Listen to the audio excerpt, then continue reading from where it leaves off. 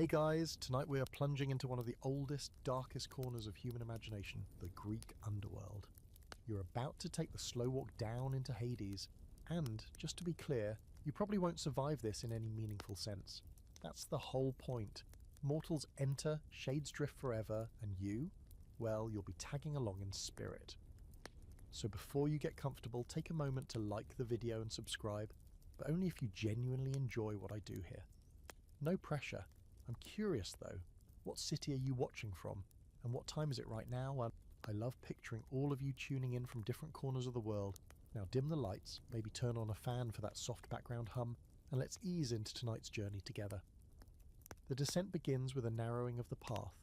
You notice how the air changes, colder, damper, as though the ground itself is exhaling centuries of forgotten sighs. The Greeks imagined this threshold as the literal border between life and death, but also as something more symbolic, the final acceptance that there's no going back.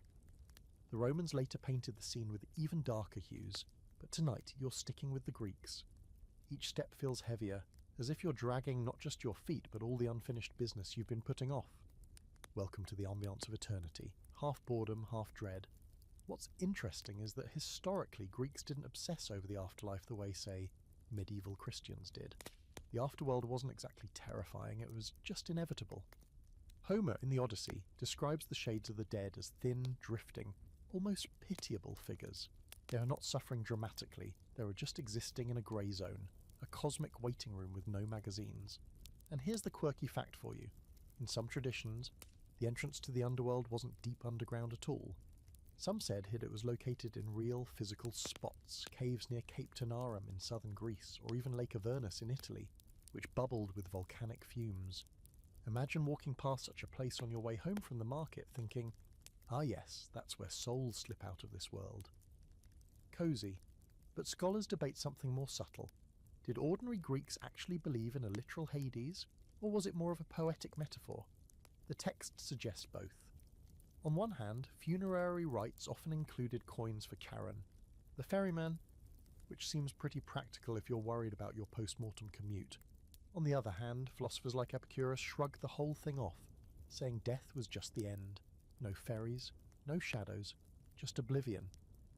The tension between those two views, mythic afterlife versus no afterlife at all, runs like a thin crack under every stone in this path you're walking. As you move farther along, the soundscape shifts. First it's silence, then the faint rush of unseen water.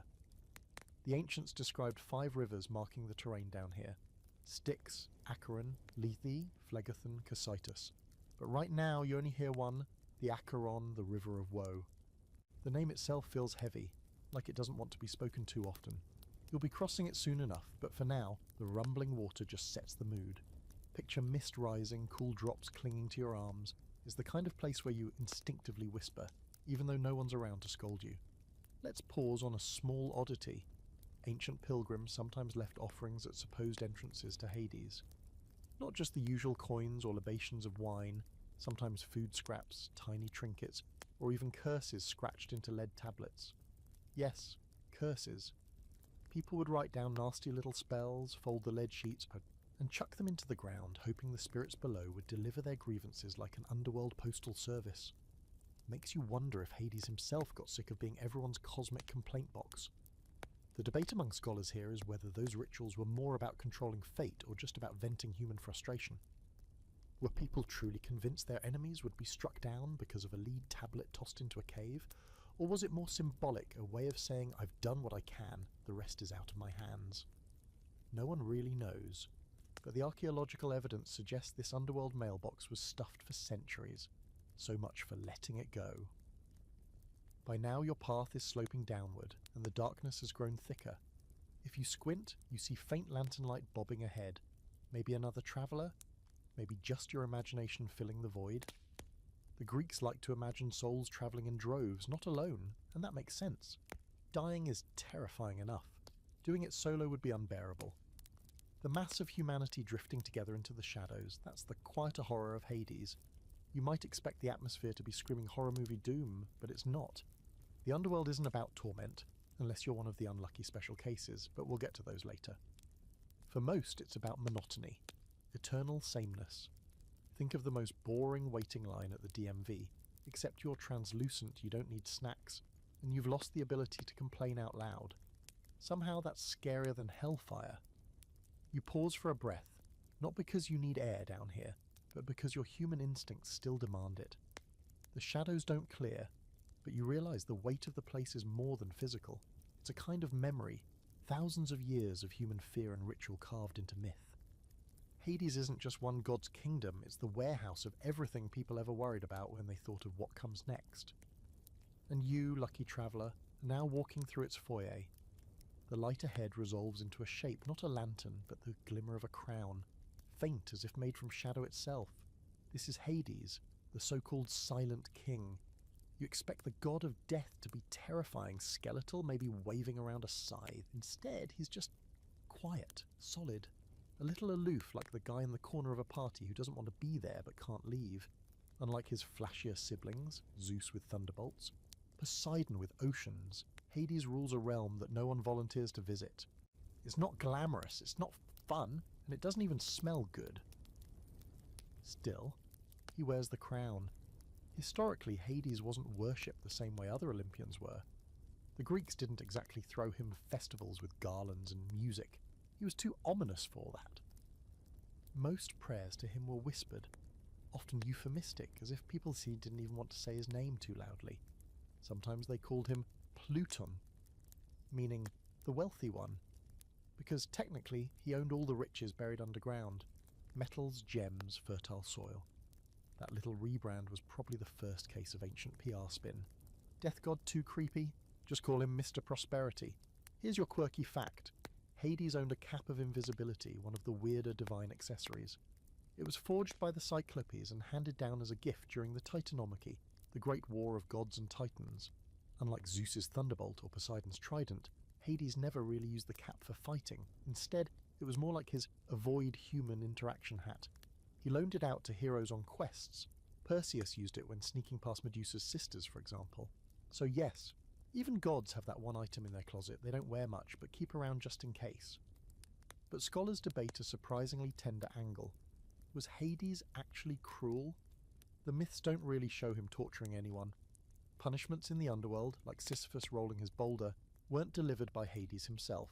He was more administrator than villain, more warden than sadist. Think of him as the CEO of eternity, filing souls into their proper categories. Some historians even argue he was one of the fairest gods, never bending rules, never bribed, never throwing lightning tantrums like Zeus. Fair, but absolutely not fun at parties. As you stand there, you notice how still he is. No booming proclamations, no dramatic speeches, just presence. The Greeks believed that even saying his name could invite attention, so his silence is part intimidation, part inevitability. You can't negotiate with someone who doesn't talk back. His court isn't filled with laughter or feasting. Instead, there's an endless hush, the kind of silence that gets under your skin until you hear your own heartbeat louder than anything else. And yet, he's not entirely heartless.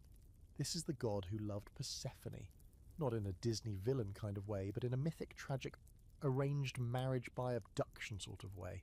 The details we'll get to later, but the point is, Hades wasn't incapable of attachment. He ruled with a partner. That's more than you can say for Zeus, who collected lovers like Pokemon but never stuck around. Hades, once Persephone came, actually had a queen at his side for eternity. Strange romance, but romance nonetheless. You catch a flicker of expression on his face, as if he's aware you're staring too long. And maybe you are. Mortals aren't supposed to gawk at gods. The shadows ripple around him, forming what looks like pillars, maybe even a throne carved from obsidian. The throne isn't grand, no gold leaf, no silk cushions, just heavy dark stone. Perfectly functional, perfectly eternal, the kind of chair you don't sit in unless you're ready to never get up again. Here's another odd little note.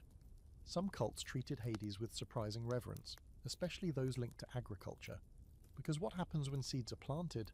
They die underground, only to sprout later. Farmers saw in that cycle a mirror of human death and rebirth. Hades wasn't just the end, he was part of the recycling system of life. Without him, no crops, no harvest, no food, which, if you think about it, is probably the nicest compliment death has ever received. But the debate rages even here. Was Hades truly one of the Olympians? He's counted as one of the big three brothers, but he never lived on Mount Olympus. He stayed in his subterranean office while Zeus and Poseidon hogged the spotlight. Some ancient lists include him as an Olympian, others politely leave him off, like that cousin no one invites to family reunions, and honestly, Hades probably preferred it that way, less small talk. You take a step closer but the shadows thicken. Maybe he doesn't want you near. Maybe he's reminding you that mortals shouldn't get too cozy with death, even in imagination. Still, you've met him now, you've seen the king, in his quiet, heavy stillness, more inevitable than frightening. He doesn't chase you, he doesn't charm you, he just exists. And somehow that's scarier than if he had pulled out a sword.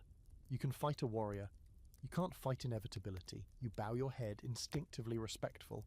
Whether he notices or not, you'll never know. Hades doesn't blink, doesn't smile. He just continues being what he has always been. The unmoving centre of a realm where nothing ever changes and no one ever leaves. You leave the throne behind, but his presence clings to you like the smell of smoke on a jacket. Ahead, the shadows lighten. Not much, but enough to reveal a second figure. Persephone, the queen who splits her calendar between sunlight and shadow. If Hades is inevitability, she's contradiction. One half of the year, she's up above, bringing spring blooms and grain harvest to the world of the living. The other half, she's here, seated quietly beside the silent king, adding a fragile grace to the gloom. Her story is one of the most famous in Greek mythology, though the details twist depending on who's telling it. The broad strokes. Persephone, daughter of Demeter, was picking flowers one day when the ground opened beneath her. Hades rose up in his chariot and whisked her away. Romantic? Not really. Traumatic? Absolutely. This myth wasn't designed to soothe modern sensibilities. It was meant to explain why the earth goes barren for part of the year. Demeter, goddess of grain and agriculture, mourned her daughter's disappearance so intensely that crops refused to grow. The world suffered famine until Zeus stepped in, brokering a deal. Persephone would spend part of the year above ground, part below. Thus, seasons. Here's your quirky fact. Some versions say Persephone was tricked into staying in the underworld because she ate a few pomegranate seeds. Depending on the author, it's 4 seeds, 6 seeds, sometimes even just 1. The symbolism is deliciously literal. Eat food in the land of the dead and you become part of it. It's a mythic version of no free samples. Once you snack, you're stuck. Scholars, of course, argue endlessly about what this myth really means. Was it purely an agricultural allegory, a way to explain the crop cycles? Or was it more about marriage customs in ancient Greece, where young women were often taken from their families and married off? Some feminist readings point out that Persephone isn't just a victim, she becomes a queen, wielding power in the underworld beside Hades. Others emphasize the abduction as a cautionary tale, showing how little agency women had in the patriarchal system. And then there's the cultic angle. Persephone played a central role in the Eleusinian mysteries, secret rituals that promised initiates a gentler afterlife.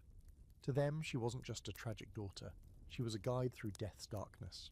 You watch her move, slow, deliberate, every gesture radiating calm. She doesn't need to shout to command respect. Unlike Hades, she seems aware of her visitors. Her gaze meets yours, and for a second you forget this is supposed to be terrifying. She carries springtime in her eyes, but winter clings to her hem. Being both things at once must get exhausting. Imagine shuttling between brunch dates in sunny Athens and eternity shifts in shadowy Hades. Honestly, the commute alone would ruin anyone's mood. And yet, Persephone adapts. The Greeks believed she presided over the mysteries because she embodied transformation, the journey from death to rebirth, sorrow to renewal. Her role complicates the idea of the underworld as just bleak nothingness.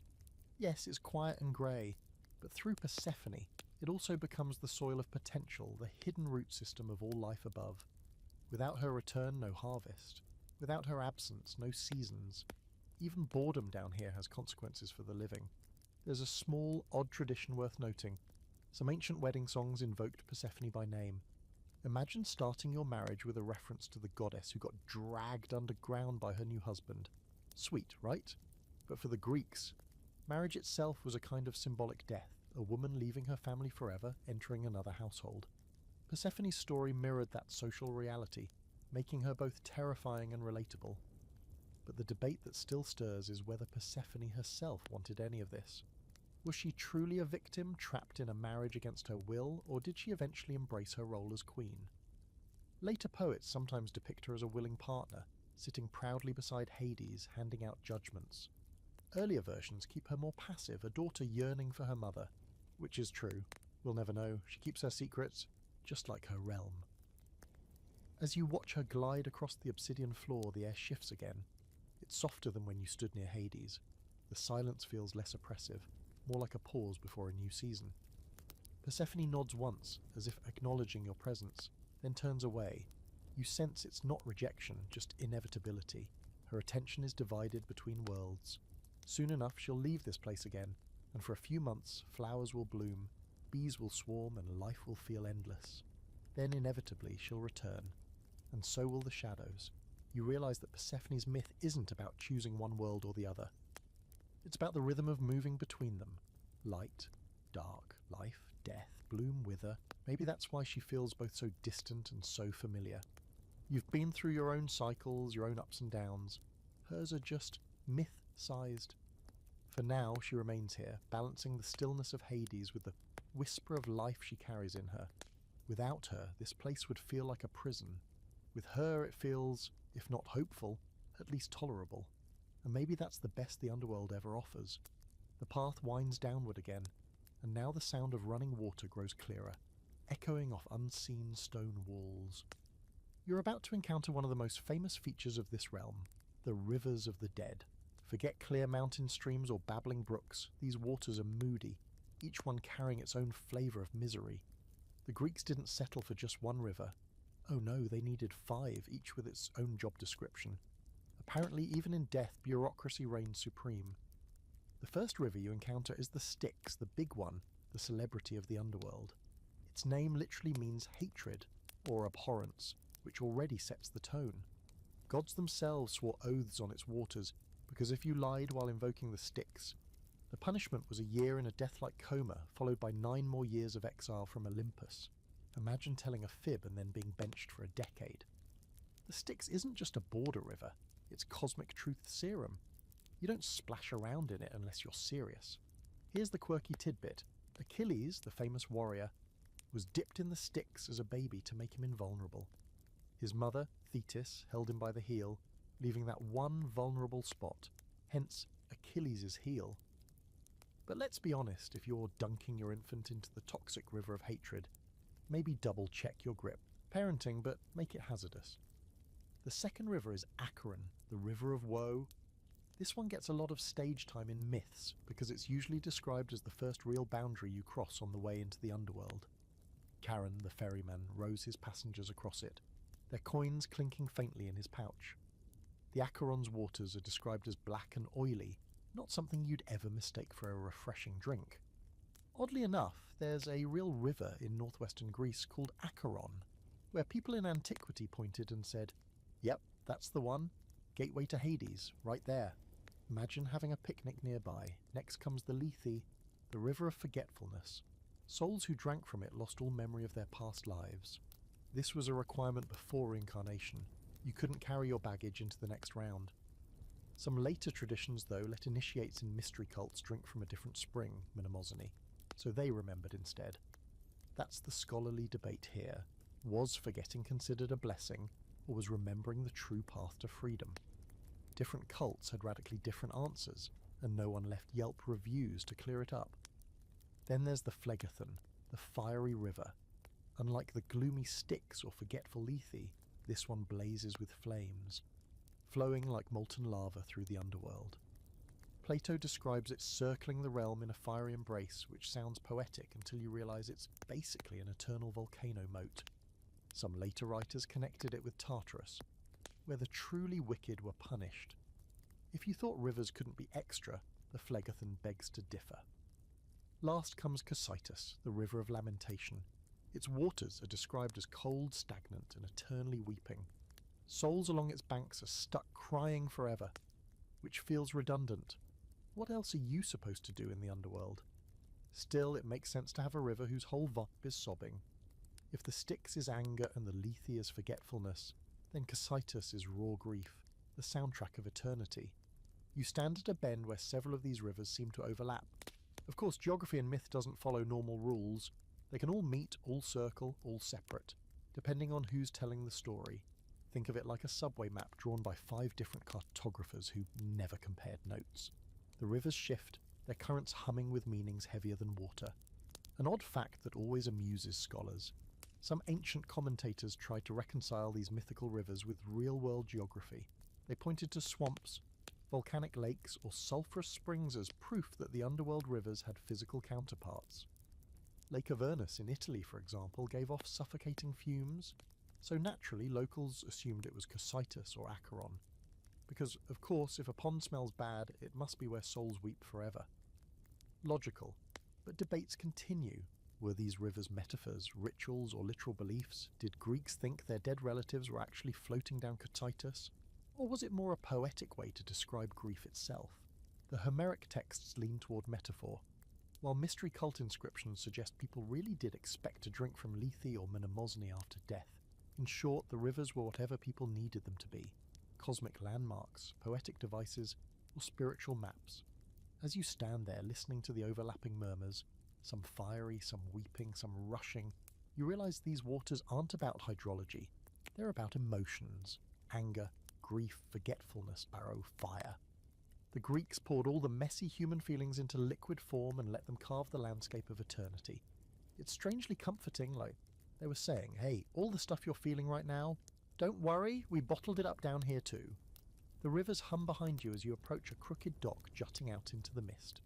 A boat drifts there, its wood swollen and cracked from centuries of damp, its shape more suggestion than structure. And waiting on it, hunched and impatient, is Charon the ferryman. If Hades is the quiet CEO and Persephone is the seasonal co-ruler, then Charon is the underpaid, overworked employee who keeps the whole system moving. His job is simple: ferry souls across the river, one coin at a time. In myth, Charon is described as grim, dirty, and perpetually sour. Not a people person, though, to be fair. His customers aren't exactly lively conversationalists. He doesn't wear golden robes or flash divine accessories. He's got a pole, a boat, and the eternal annoyance of dealing with unprepared souls. Forget your coin, no crossing. You're left to wander the banks, drifting endlessly without direction. Practical lesson: always check your pockets before dying. Historically, this detail gave rise to one of the most consistent burial customs in ancient Greece, placing a coin, often an obol or a danake, in the mouth or on the eyes of the deceased. Archaeologists have found graves across the Mediterranean with such coins, tucked neatly as if the family was making sure their loved one wouldn't get stranded in the afterlife's version of a toll booth. Oddly enough, not everyone could afford it. The poor sometimes went without, suggesting they either relied on Charon's mercy or resigned themselves to ghostly wandering. Here's the quirky fact. In some regions, instead of a coin, families has placed a tiny terracotta token or even a simple pebble with the body. The theory is that if Charon was picky, he might still accept it as payment, or maybe the symbolic gesture was enough. Imagine showing up to eternity's most infamous ferryman with a rock and saying, "Trust me, it's currency where I come from." Scholars debate whether Charon was always part of Greek myth. He doesn't appear in Homer's early descriptions of the underworld. Instead, shades just drift there without needing a boat ride. Charon seems to have been borrowed later, possibly from Etruscan or Egyptian traditions, where psychopomps, guides of souls, were common. By the classical period, though, Charon had become standard issue in the Greek imagination, a permanent fixture with his boat and his grumpy scowl. You approach him now, and he eyes you suspiciously. His gaze isn't fiery or divine, just tired, like he's seen every kind of soul and none of them impress him anymore. He extends a hand, bony, callous, demanding, and you feel the phantom weight of a coin in your palm. Whether you really have one or not doesn't matter. Myth ensures you do. You hand it over, and his fingers close around it with mechanical precision. No thanks, no ceremony, just transaction. The boat rocks as you step inside. The water beneath isn't quite liquid. It shimmers, more shadow than substance, and the pole Charon uses to push the boat forward makes no splash. You sit in silence because talking seems pointless. What would you even say? Nice night for a crossing. He's heard it all. Oddly enough, some later depictions soften Charon. In certain Roman and Byzantine sources, he's shown almost kindly, a necessary companion rather than a menace. But the majority keep him as irritable and joyless, the eternal boatman who will never reach retirement. Scholars wonder if he's supposed to represent the inevitability of paying for passage, death as transaction. a system no one can escape. After all, in life you pay taxes, in death you pay Charon. Same principle, different currency. As the boat drifts, you notice shapes in the water, faces, maybe pressing up from beneath like drowned memories. They open their mouths as if to speak, but the current drags them under again. Charon doesn't react. This is normal for him. To you it's unnerving, like walking past portraits that try to whisper secrets. You look away, focusing instead on the horizon, where a faint glow marks the far shore. The silence stretches on, broken only by the scrape of the pole against invisible depths. And yet this silence isn't quite empty. It's charged with all the crossings that came before you, millions of souls ferried across, each one paying their coin, each one thinking their death was unique. Charon knows better. To him it's all the same. Another passenger, another crossing, another eternity. Finally, the boat grinds against stone. You step off onto the opposite bank, the mist curling around your legs. Behind you, Charon already turns the boat, already reaching out for the next payment. No goodbye, no farewell, just work, always work, and in a strange way that's comforting. Even in death, someone still shows up to do their job. Your feet crunch against the damp stone as the mist clears, just enough to reveal something more solid. A towering gate. This isn't the polite, ivy-covered garden kind of gate. It's iron, twisted and blackened, fused together in shapes that look suspiciously like bones. Standing before it, you can almost hear the groan of hinges that haven't been oiled since the dawn of time. The gate marks the official entrance to the underworld proper, and like any good mythological entrance, it comes with a guard dog, not a regular guard dog, not even one of those enormous mastiffs that drool over their owner's shoes. No, this is Cerberus, the three-headed hound of Hades. You spot him right away, massive, hunched, and very much awake. Three heads swivel independently, each set of eyes glowing with a faint yellow sheen. One head sniffs the ground, catching the scent of every visitor. Another glares forward, daring anyone to make eye contact. The third just pants noisily, drool hanging in strings like translucent icicles. If you're a mortal showing up without a good excuse, Cerberus is the last thing you want to see. But tonight, you're here under the narrative's protection, so let's assume you're safe. Probably. Historically, Cerberus shows up in nearly every myth involving entry into Hades. Homer mentions him briefly, Hesiod gives him 50 heads, yes, 50, apparently someone overestimated, and later writers settled on the more manageable 3. Artists loved to depict him on vases, usually leashed by Heracles or sitting dutifully beside Hades' throne.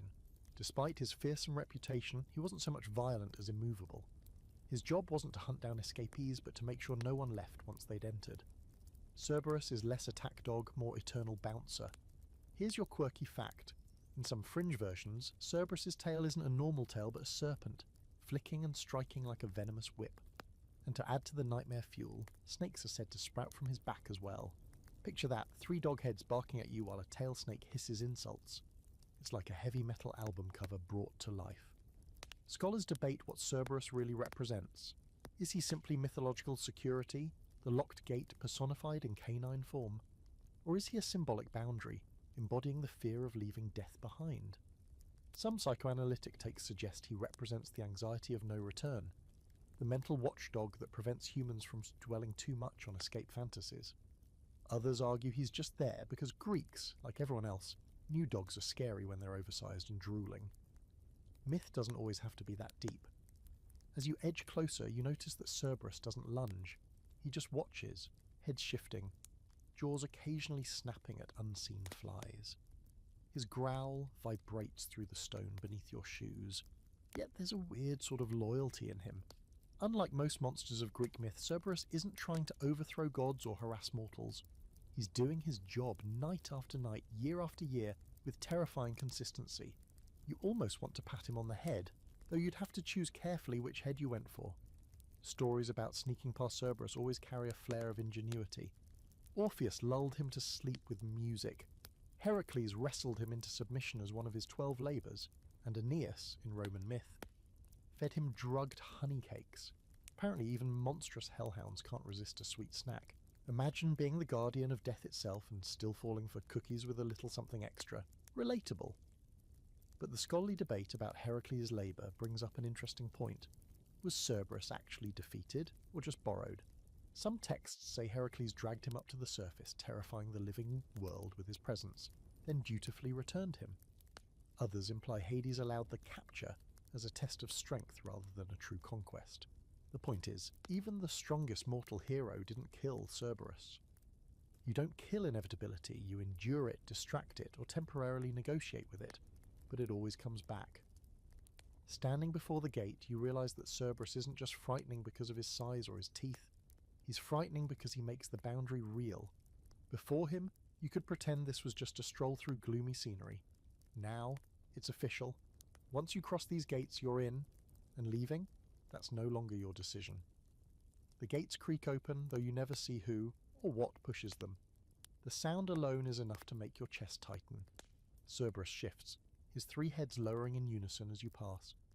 Not an attack, not even permission, just acknowledgement. You've been seen, you've been counted, and in the underworld being noticed by its guardian means you've officially arrived. Behind you, the iron shuts with a slam that rattles through your bones. Ahead, the underworld stretches out in endless twilight. Cerberus lies back down by the gate, waiting for the next soul, his job eternal, his vigilance unbroken. You walk forward, but part of you knows you'll never stop hearing the sound of those three heads breathing in sync, a reminder that no matter how far you wander, the way out is already closed. The clang of the gates fades behind you. But the silence doesn't last long. Ahead, a hall comes into focus, vast, echoing, its walls lined with torches that don't flicker so much as smoulder. The light is dim enough to keep everything shadowy, yet just bright enough to reveal three figures seated at the far end, waiting. These are the judges of fate, Rhadamanthus, Minos, and Aeacus. If Hades is the king, these three are the bureaucrats, sorting every soul that stumbles through the hands. You might expect robes and scrolls, maybe some kind of divine clipboard, but the atmosphere here feels more courtroom than Olympus.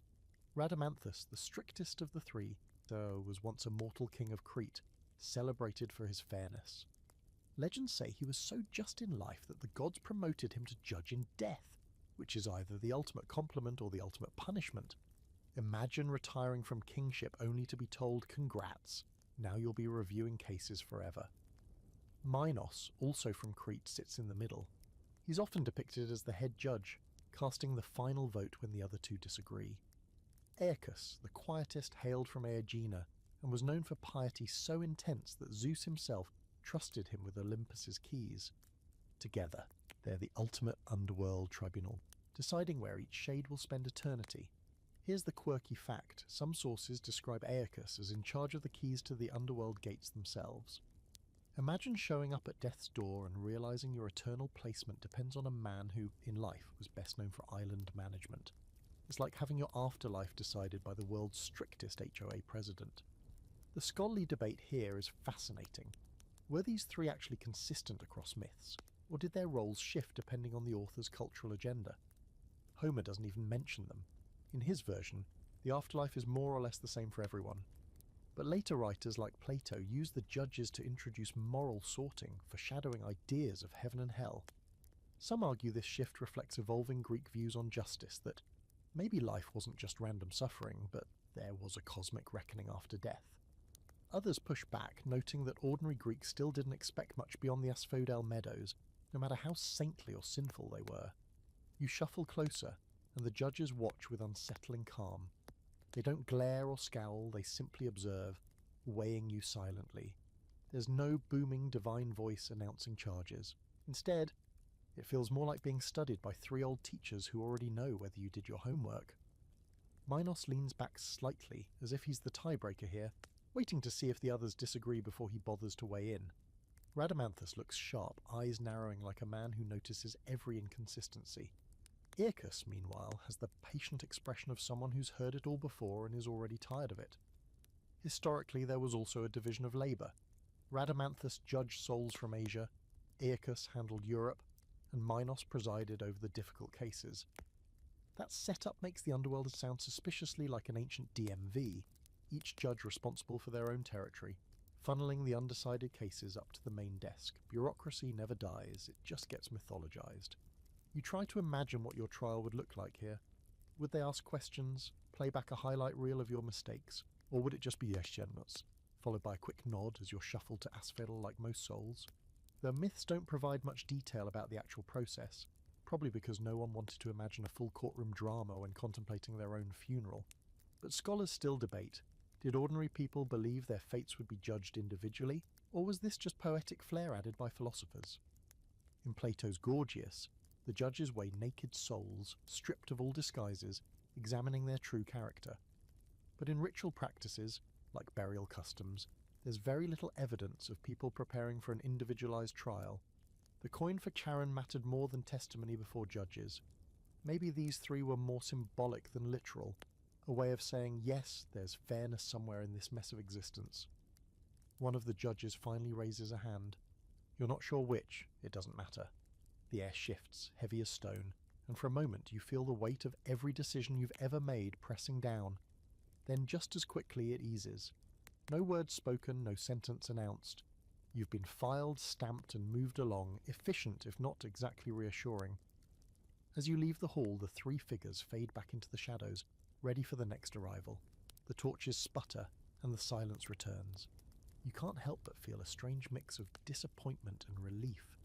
No thunderbolts, no speeches, just the quiet machinery of eternity doing its job, and somehow that's more unnerving than a fiery trial. Here, justice isn't dramatic, it's inevitable. You shuffle away from the judges, expecting maybe fireworks, booming proclamations, or some sort of congratulations, you've unlocked eternal torment announcement. Instead, you walk into nothing. Vast, grey, endless nothing. This is where most souls end up, the so-called ordinary dead folk. Forget the fiery rivers, the glorious meadows, or the poetic punishments for trickster kings. This is the main lobby of the afterlife. And the vibe? Eternal Monday morning. The Greeks called it the asphodel meadows, but don't picture golden fields swaying under a perfect sky. Think more like an infinite plain of ghostly grass, pale as bones, swishing without wind. The souls here wander aimlessly, not really suffering, not really rejoicing, just existing. They're shadows of their former selves, stripped of personality, drifting like smoke. No hobbies, no small talk, no eternal wine bars, just walking, standing, staring. If you've ever been trapped at a work retreat with nothing scheduled, you already have the basic idea. Historically, this reflects a key difference between Greek and later religious views. For the Greeks, the afterlife wasn't a reward system. You didn't live a moral life to earn paradise or burn for sins. Unless you were a legendary hero or spectacularly awful, you got the neutral zone. It wasn't punishment, it was just the cosmic default. The thought of eternity as grey monotony may sound dreadful to us, but to the Greeks it was more or less expected. Life was vibrant, death was muted. Simple as that. Here's your quirky fact. Ancient poets sometimes imagined the souls here gossiping faintly about the lives they once lived, like retirees remembering old stories they can't quite piece together. In Homer's Odyssey, Odysseus encounters the shade of Achilles here, and Achilles grumbles that he'd rather be a servant on earth than a king among the dead. That one line captures the mood perfectly. Better to be alive and miserable than dead and comfortable. Which honestly is a mood. Scholars debate whether this zone was meant to be depressing or simply neutral. Was it a cautionary tale to encourage the living to make the most of their mortal time? Or was it just a way of reflecting the uncertainty of death? An honest shrug from a culture that didn't claim to have all the answers. Some argue that the asphodel meadows were deliberately bland, so as not to overshadow the cult promises of the Elysian fields. If paradise exists for a select few, you can't make the default too appealing. Others suggest the blandness is the point. Without the energy of life, the soul just dissolves into sameness. As you walk among them, the shades barely notice you. Their forms are translucent, their outlines flickering like half-remembered dreams. Some drift in pairs, but not really together. Others wander alone, gazing at nothing. Their eyes look past you, fixed on something that doesn't exist. And the sound, if you can call it sound, is a low murmur, like wind through reeds, a constant backdrop of half-voices whispering and fading. You think about how terrifying it must have been for Greeks to imagine their ancestors here. Not suffering, but also not living. A whole society where your individuality evaporates, leaving you just another shade among millions. That fear shows up in funerary rituals. Families try to anchor their dead with offerings, names carved into stone, stories told at feasts. anything to keep a spark of identity alive in a place designed to flatten everything into grey. Yet oddly, there's a strange peace to it. No wars, no arguments, no hunger, just quiet persistence. Maybe the ancients weren't entirely wrong. What if eternity is less fire and brimstone, more blankness? The real horror isn't pain, it's boredom. And if you've ever been stuck in a waiting room with no Wi-Fi, you already know that's a fate worse than flames. But the debate continues. Were the Asphodel Meadows literally believed in, or were they symbolic of memory itself? Some modern scholars suggest the grey meadows represent the way the dead fade in human recollection, at first vivid, then gradually featureless, until all that's left is a name on a stone. The soul, then, isn't wandering a literal field, but dissolving into collective forgetfulness, which is almost more chilling than the endless grass. You pause, watching a shade stoop down as if to pluck an asphodel flower. Its fingers pass through the stem, and the flower sways without breaking. The shade doesn't react. It just drifts away, as if it never tried at all. That's the mood here. Endless attempts with no outcomes. Eternal gestures without consequence. Eventually you move on because the staying here too long feels contagious. The meadows stretch forever, pale and identical, and if you linger, you fear you'll dissolve into it too, your story stripped. Your spark gone, the shades don't notice your departure. They never do. They just keep walking endlessly into nothing. After trudging through the grey sameness of the Asphodel Meadows, you finally glimpse a shift in the scenery. The pale grass is thin, and ahead the gloom parts just enough to reveal something shockingly different. Light. Not the dim, oily glow of torches or the eerie shimmer of spectral rivers. Real, golden, sunlight-like radiance spilling across a landscape. You've reached the Elysian Fields, the rarest destination in all of Hades. Think of it as the Underworld's VIP lounge, though the guest list is notoriously exclusive. The Greeks imagined Elysium as a paradise reserved for the extraordinary, heroes, poets, and occasionally a few mortals blessed by the gods. Forget endless wandering. Here the shades live in bliss. Lush meadows, gentle breezes, fragrant flowers, and skies perpetually painted in springtime hues. It's not heaven exactly, but it's the closest thing the Greeks had to it.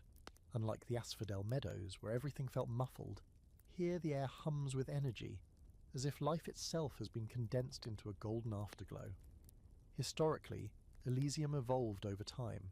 In Homer's early epics, it was reserved for a tiny elite, heroes related to gods or chosen by them. Later writers broadened the scope slightly, allowing the righteous or virtuous to qualify. By the time of Pindar, the poet, the Elysian Fields had become a recurring image of eternal reward, shimmering at the edge of collective imagination. Still, it was never democratized. Most people knew they'd end up in Asphodel. Elysium was for the 1 in a million souls, the mythological equivalent of don't even bother applying unless you know someone. Here's your quirky fact. Some versions describe Elysium not as one place but as islands, the Isles of the Blessed, floating on the far western edge of the earth, beyond the reach of mortal maps. The souls there supposedly enjoyed endless feasts, music, and athletics. Yes, athletics. Imagine running eternal laps, but without fatigue. Apparently the Greeks believed even in death a good workout was paradise. Scholars, of course, can't agree on what Elysium really represented. Was it literal geography, somewhere the soul truly travelled? Or was it allegory, a poetic stand-in for memory and glory? One school of thought argues that Elysium wasn't about the afterlife at all, it was about reputation. Heroes who achieved eternal fame lived in Elysium because they never faded into obscurity. Their names, sung by poets, were their paradise. Another school insists cult rituals, especially the Orphic and Eleusinian mysteries, promised initiates access to these golden meadows, suggesting that Elysium was believed in quite concretely. Did regular Greeks really think they could earn paradise through initiation? Or was it just hopeful marketing? No one can quite pin it down. Walking into Elysium, you can't help but feel the contrast. After the grey monotony of Asphodel, the colours here are almost overwhelming. Shades laugh and speak, real voices, not the muted murmurs of the ordinary dead. Their outlines are sharper, less ghostly. Some even carry the faint glow of vitality, as though the world above never completely let them go. You recognise faces from myths, heroes of the Trojan War, legendary poets, musicians plucking eternal lyres. It feels less like the underworld and more like an exclusive festival that never ends. But here's the thing, paradise still comes with a price. These souls might enjoy their fields of bliss, but they're still separated from the living. Their joy exists only in contrast to the grey outside, and the exclusivity of the place makes it a little bittersweet. Imagine being one of the rare souls to make it here, knowing billions of others are trudging through asphodel. The meadow glows, yes, but it glows against a backdrop of eternal mediocrity. An odd detail from later Orphic beliefs. Some initiates carried tiny gold tablets into their graves, inscribed with instructions for the afterlife. These tablets often contain directions like, turn left at the fountain, drink from Mnemosyne, and you'll find the way to Elysium. Literal cheat sheets for eternity. Archaeologists have unearthed them in graves across southern Italy and Greece. It's as if people wanted a cosmic GPS to ensure they didn't accidentally wander into cositas, when they could be basking in paradise. Yet scholars still argue, were these gold tablets promises of real reward, or were they symbolic affirmations for the grieving? If you buried your loved one with a map to Elysium, did you believe they'd actually follow it? Or did it just soften the sting of loss, giving you the comfort of imagining them in golden fields? That question hangs unanswered. Shimmering like Elysium itself, beautiful but out of reach. You stand at the edge of the fields, hesitant to step further. The souls here don't seem to notice you. Their laughter and music float past, warm but distant. Maybe that's the point. Elysium isn't for visitors. It's for the chosen few who earned eternity's best real estate. You breathe in the scent of flowers that never wilt, and for a moment you almost believe you could stay. But then you remember, paradise isn't part of your itinerary. You're just passing through, a guest in a place that doesn't accept walk-ins. The golden glow of Elysium fades slowly behind you, and with it goes the brief illusion of joy.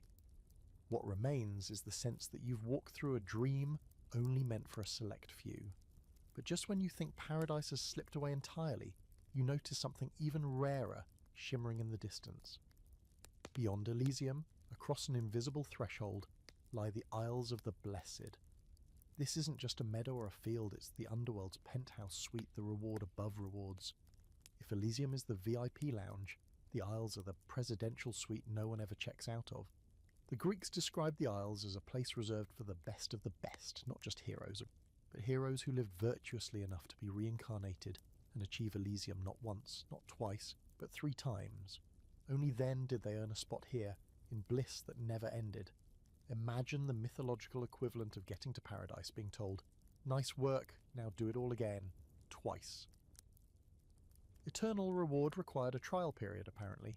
Historically, Hesiod mentions the Isles as lying far to the west, past the known world, washed by ocean breezes that kept them forever fresh and fertile.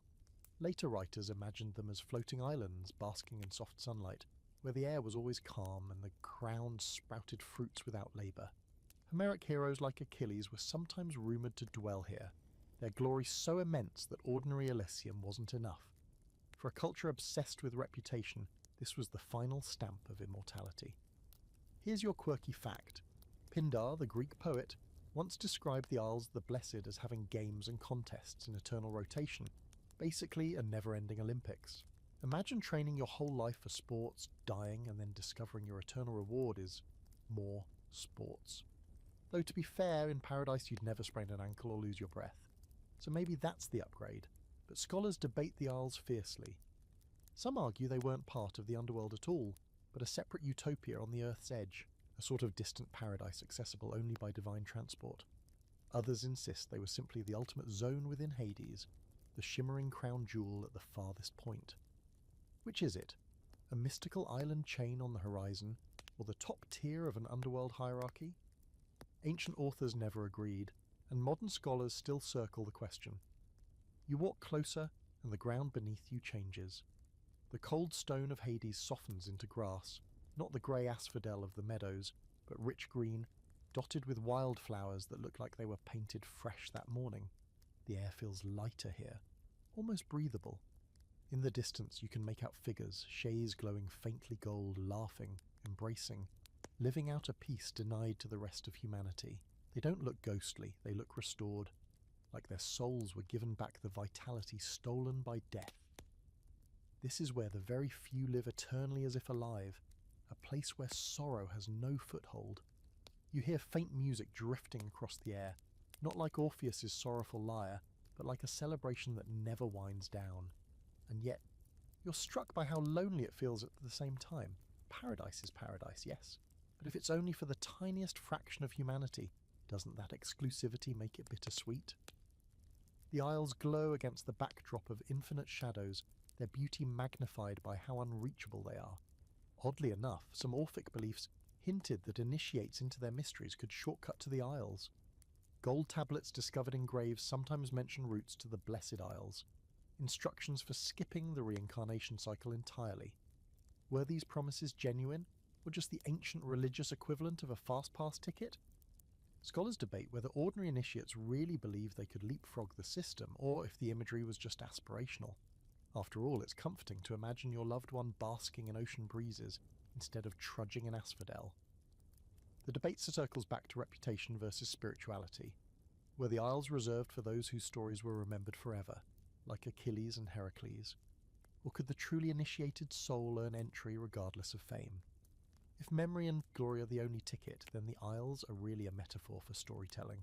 The place where heroes never fade because their names keep being sung. If mystery cult initiation mattered more, then the Isles reflect spiritual promise, a sacred escape from the monotony of ordinary death. Both readings overlap, shimmering like the Isles themselves, half metaphor, half geography, wholly elusive. You pause at the shore, gazing at the faint silhouettes of the islands across a silver horizon. You know you won't be allowed to step foot there, and not tonight. The Isles are for the eternally blessed, not the casual tourist. But just seeing them is enough to plant the seed of wonder, that maybe, just maybe, beyond the grey fields and fiery pits, there is a place where life doesn't just end, but renews into perfection. You turn back at last, letting the shimmer fade behind you. The Isles don't vanish. They linger in your mind like the memory of a dream you can't quite let go of. And maybe that's their true purpose, to remind mortals, even in death, to keep imagining a better horizon. Leaving behind the shimmer of the Isles, you step back into a dimmer, flatter stretch of terrain, and the shift is jarring.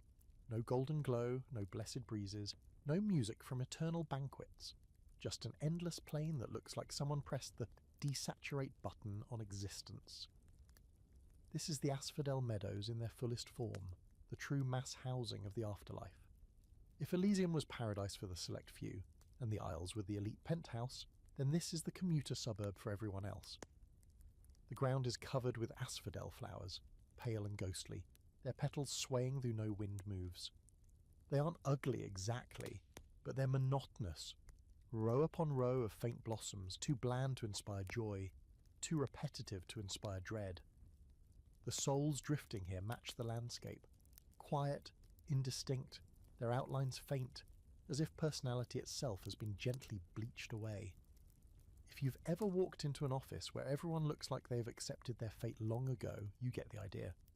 Historically, the Asphodel Meadows were considered the default destination for most souls. Not good enough for Elysium, not evil enough for Tartarus, just here. Homer's Odyssey hints at this when Odysseus travels to the underworld and sees ordinary souls drifting aimlessly. The point wasn't to terrify, it was to emphasize that immortality doesn't equal excitement. For the Greeks, the afterlife wasn't about cosmic reward or punishment for most people. It was about inevitability. Here's the quirky fact. The asphodel plant itself was real, common in Greece, and often planted near graves. Its roots were edible, though bland, and some thought it provided food for the dead. Imagine your eternal diet consisting of ghostly potatoes. Yum. Archaeologists have even found asphodel remains near burial sites, suggesting families offered them to the deceased as symbolic snacks for the journey. Scholars debate what the asphodel meadows really meant. Some argue it's a poetic metaphor for forgetfulness, where individuality dissolves and souls lose their spark, blending into a collective haze. Others believe it was meant as a reflection of how the average Greek saw their fate, not terrifying flames or glorious paradise, but something in between, a neutral continuation stripped of vitality. And then there's the Orphic angle. Gold tablets buried with initiates often included instructions to avoid the dull meadow of forgetfulness and head for brighter springs instead. To the Orphics, Asphodel wasn't just neutral, it was a trap, a cosmic cul-de-sac for the unprepared. You walk further in and the monotony starts to work on you. Time loses meaning. The souls don't speak much. When they do, it's in whispers too faint to follow. Every face looks familiar, but not because you know them, because they all look vaguely the same. Identity here is like a photocopy of a photocopy, blurred until it's interchangeable. That's the unsettling part. No one is suffering, no one is laughing. They're just waiting forever. And yet, there's a strange kind of peace in it. No pain, no ambition, no need to prove anything. Just existence, stripped to its quietest form. Maybe that's why the Greeks weren't horrified by Asphodel, in the same way we might be. For them, the real tragedy was missing out on glory in life, not being denied it in death. If you didn't achieve fame or divine favour, you knew you'd be here, and most people seem to accept that. Still, the debate continues. Is Asphodel meant to comfort or to caution? Some scholars say it served as a reminder to live fully, because death offered no excitement. Others see it as a merciful equalizer. Not everyone could be Achilles, but at least everyone had somewhere to drift, safe from torment. And maybe that's its quiet gift. No matter how mediocre your life, there's still a place for you. You pause and look around, imagining eternity here. Would you eventually grow used to it, blending into the sameness? Or would the lack of sensation gnaw at you forever? Hard to say. The souls here don't complain. They've long forgotten how. The meadow stretches endlessly in all directions, pale blossoms swaying, voices fading into murmurs. It's not hell. It's not heaven. It's something far stranger, forever without edges. You keep walking, and the flat monotony of the Asphodel meadows begins to slope downward. The air grows heavier, thicker, like breathing through damp cloth. The pale blossoms vanish, replaced by jagged stone, and the grey horizon deepens into something blacker, more final. You've reached the rim of Tartarus, the pit at the bottom of everything, the place reserved not for ordinary souls, but for cosmic criminals and ancient monsters. If Asphodel is eternity's waiting room, Tartarus is its maximum security prison. The Greeks imagined Tartarus as deeper than the deepest abyss. Hesiod once wrote that if a bronze anvil fell from heaven, it would take 9 days to reach Earth, and then 9 more to fall from Earth into Tartarus. That's how far down this place is, so deep it defies imagination. Unlike the rest of Hades, which is shadowy but still recognisably a realm, Tartarus is chaos, an abyss of eternal confinement, and its inmates, titans, giants, and any other creature who had dared challenge the Olympian order. Historically, Tartarus played a huge role in the story of the gods' rise to power. After the Titanomachy, the great war between Olympians and Titans, Zeus cast the defeated Titans into Tartarus. Bound in chains, guarded by monstrous sentinels, they were kept far from the world of mortals. Later myths added other famous residents: Typhon, the storm giant who nearly dethroned Zeus, the 100-Hand Ones, both jailers and prisoners at various times, and the primordial forces too dangerous to roam free. Think of Tartarus as the cosmic oubliette. Once you're in, you're never spoken of again. Here's your quirky fact. In some versions, Tartarus wasn't just a prison, it was also a primordial deity, one of the first beings to exist at the dawn of creation. Tartarus as a god embodied the abyss itself, a personality made of endless depth. Imagine being not just in the dungeon, but being the dungeon. It's like the universe decided even prisons deserve their own god. Scholars debate whether Tartarus was considered part of the underworld or something entirely separate. Was it simply the basement of Hades, or was it another dimension altogether, older and darker than even Hades himself? The language in Hesiod suggests it was as far below the earth as the sky is above it, which implies it wasn't so much a room in the house of death as a parallel void. Later poets blurred the line, describing it as just another wing of Hades, albeit the nastiest one. The disagreement continues, and maybe that's fitting. How do you categorize a place meant to be beyond comprehension? As you peer into the pit, the air vibrates with low booming sounds. Distant groans, the clank of chains, the occasional rumble that shakes the stone beneath your feet. You don't see the Titans directly, but their presence is undeniable. Somewhere down there, Cronus, father of Zeus, writhes in eternal captivity. Nearby, Hyperion Iapetus, and others share his fate.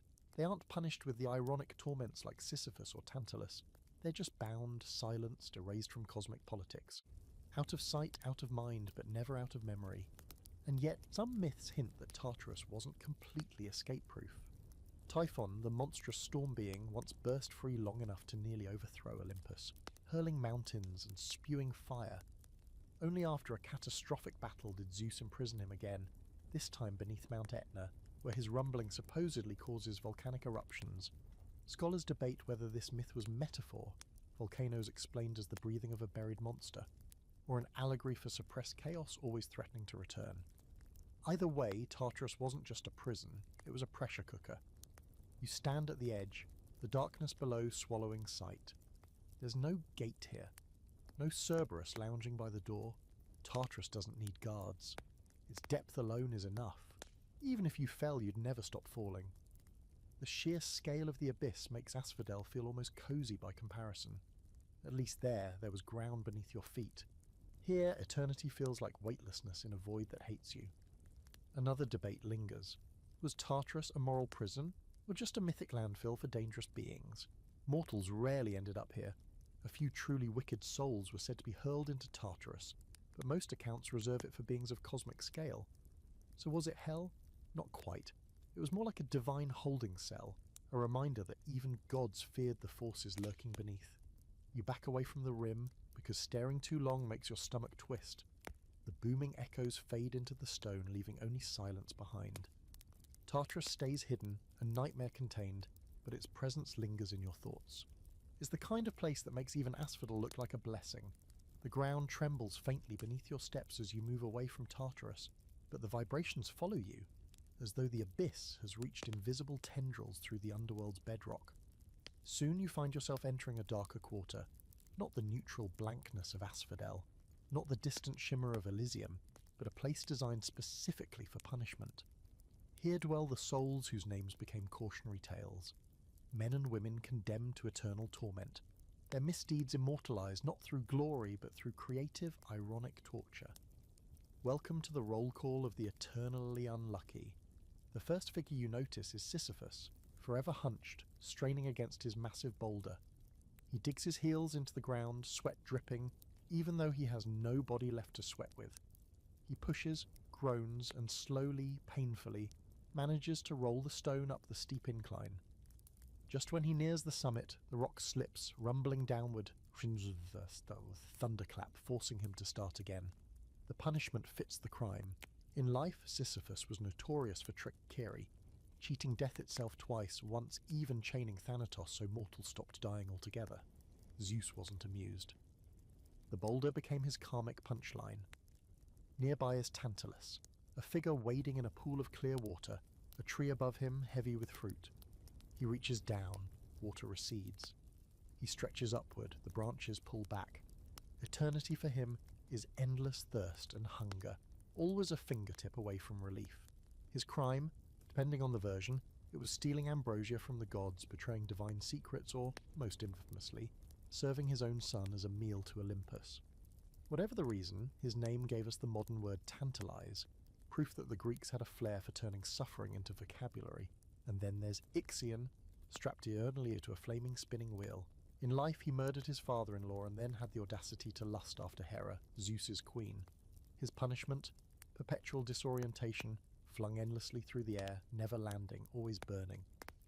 If Sisyphus is the image of futility and Tantalus the image of frustration, Ixion is the image of dizzying chaos. You almost pity him, until you remember his crimes. Here's your quirky fact. Some sources add more obscure figures to this rogues gallery. One is the Danids, 50 sisters who murdered their husbands on their wedding night, except for one who spared hers. Their eternal punishment? Hauling water in leaking jars, pouring endlessly into a basin that never fills. If Sisyphus had a union, the Danaids would be honorary members. Scholars debate what these punishments meant to the Greeks. Were they literal expectations of the afterlife or moral parables meant to warn the living? Many argue the latter. After all, these stories were often told in public settings, reminding citizens of the consequences of hubris and betrayal. But others point out that the myths resonated too strongly to be merely metaphor. Rituals around graves sometimes referenced appeasing the dead, suggesting that at least some Greeks feared their ancestors might suffer below if not properly honoured. You watch Sisyphus strain again, his muscles bulging as he heaves against the boulder. For a brief second you imagine the satisfaction he might feel in that instant just before the rock tumbles back down. A taste of accomplishment, instantly undone. Tantalus, meanwhile, stares longingly at the water rippling around his knees, his hands trembling with desperation he'll never quench. These torments don't just punish, they amplify desires into torture. The real cruelty isn't pain, it's the promise of relief withheld forever. And yet, the debate lingers. Do these stories reflect divine justice or divine pettiness? Was Zeus delivering cosmic fairness, or just flexing his power in cruelly ironic ways? Philosophers like Plato later reimagined these punishments as allegories for the human condition. Endless striving, endless frustration, endless cycles we impose on ourselves. Maybe Sisyphus isn't just a mythic king. Maybe he's every human stuck in routines that never end. And maybe Tantalus is every person chasing satisfaction that always slips away. The underworld around you hums with these stories, each punishment a grim little lesson carved into eternity. You feel a strange shiver as you realise how familiar they are. Sisyphus, Tantalus, Ixion, the Danids, they're not just figures of myth, they're mirrors, reflecting the frustrations and failures of mortal life, exaggerated into infinity. That's what makes them haunting, not their distance, but their closeness. You move on, leaving the groans and curses behind, though the echo of rolling stone and splashing water follows you. The punished don't notice your presence.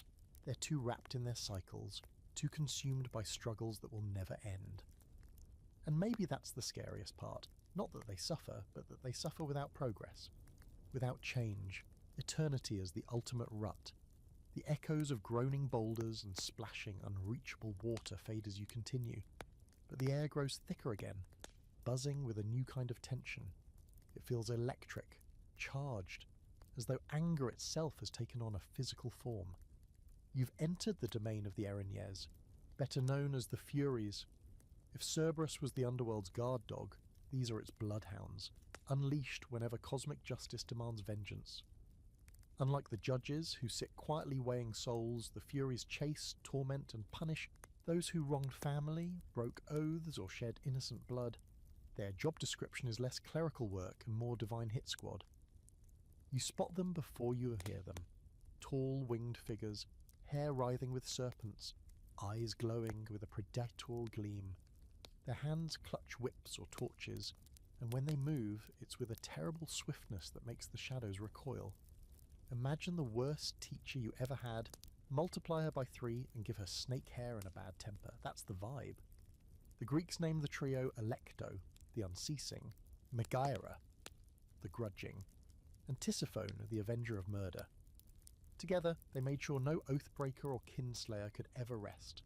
Historically, too, the Furies were ancient, older than most Olympians.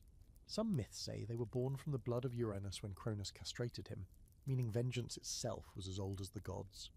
Others claimed they were daughters of Nyx, night personified. Either way, they weren't just employees of Hades. They were primal forces woven into the fabric of justice itself. Here's your quirky fact. The Furies had a bit of a PR problem. In Athens, people avoided calling them Erinyes directly, since it sounded too terrifying. Instead, they used a polite euphemism, Eumenides, meaning the kindly ones. The idea was that flattering them might soften their wrath, basically ancient Greek reverse psychology. Imagine calling a pack of terrifying monsters sweethearts in hopes they don't tear your face off. Bold move, Athens. Scholars debate what the Furies truly represented. Were they literal avengers stalking guilty mortals into the afterlife? Or were they personifications of guilt itself, gnawing at the conscience until madness set in? In plays like Aeschylus' Eumenides, they hunt Orestes after he murders his mother, driving him into fits of torment. But the resolution comes not through their destruction, but through their transformation. Athena integrates them into the Athenian court system, turning primal vengeance into lawful justice. Some scholars see this as a symbolic evolution, society moving from blood feud retribution to civic order. The Furies weren't destroyed, they were repurposed. As you watch them circle, you notice how they move in sync, weaving through the shadows like vultures scenting blood. Their whips crack the air, though no victims appear right now. Maybe they're resting between hunts, or maybe they're waiting for someone who's still alive to make a catastrophic mistake. That thought alone makes you stand a little straighter. Even here, the Furies feel dangerously close. Their presence reminds you of something else. The Greeks didn't think you could escape guilt by dying. If you broke an oath or murdered kin, the Furies would pursue you into the underworld. Death wasn't an escape hatch, it was just a change of scenery. That idea, chilling as it is, reflects a deeper cultural truth. Justice wasn't optional. You couldn't run from it, not even with your last breath.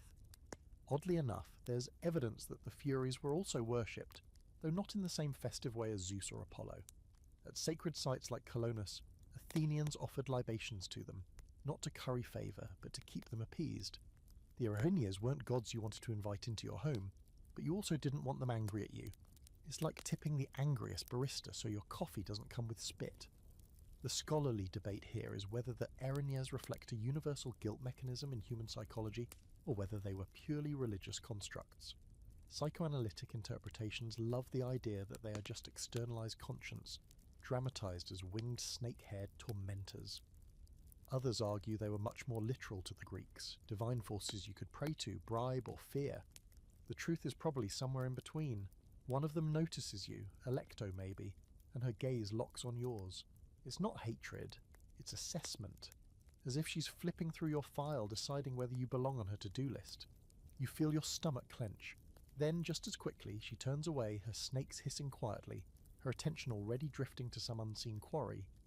That's worse than being attacked. To be acknowledged, but not prioritized, means your time hasn't come yet. You step carefully, giving the trio a wide berth. The air feels charged, like static before a storm, and every instinct screams not to linger. The Furies don't need you now, but the thought follows you like an echo. Somewhere, sometime, for someone, they'll strike. And when they do, it won't just be punishment. It'll be inevitability with a whip. The path pulls you deeper into the underworld, and the temperature shifts again. Not colder this time, but heavier, like a blanket of shadows draped across your shoulders. The gloom thickens, and for the first time you sense presences that don't belong to Hades or Persephone, or even to the souls drifting in meadows and pits. These are older, darker, beings who predate the Olympians altogether. You've wandered into the domain of Nyx and the primordial shadows, forces so ancient that even the gods treat them with respect. Nyx, the goddess of night, isn't just another deity in the Greek roster. She's one of the primal beings, born at the dawn of existence, sibling to Chaos and Gaia. Homer describes her as so powerful that even Zeus, with all his thunderbolts and bravado, avoided crossing her. Imagine the king of the gods tiptoeing past somebody because, frankly, she's scarier. That's Nyx. Here's your quirky fact. Nyx was said to live in a cave so far from the sun that day and night passed one another at the entrance, never mingling. One half of the cave always held darkness, the other half light. In some traditions, she wasn't just night itself. She was mother to a whole brood of shadowy children. Hypnos, sleep. Thanatos, death. Moros, doom. Nemesis, retribution. And even the fates themselves. So, yes, when you feel tired, cursed, or unlucky, you can technically blame Nyx's extended family. Scholars debate whether Nyx was ever truly worshipped in the same sense as Zeus or Apollo.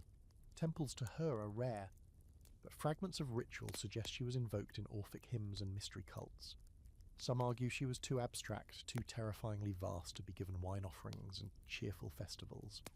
Instead, that she was acknowledged in whispers, honoured as an inevitability rather than courted as a patron. Others counter that her imagery in art and poetry suggest she was deeply embedded in the Greek imagination, perhaps more as a cosmic principle than as a personal deity.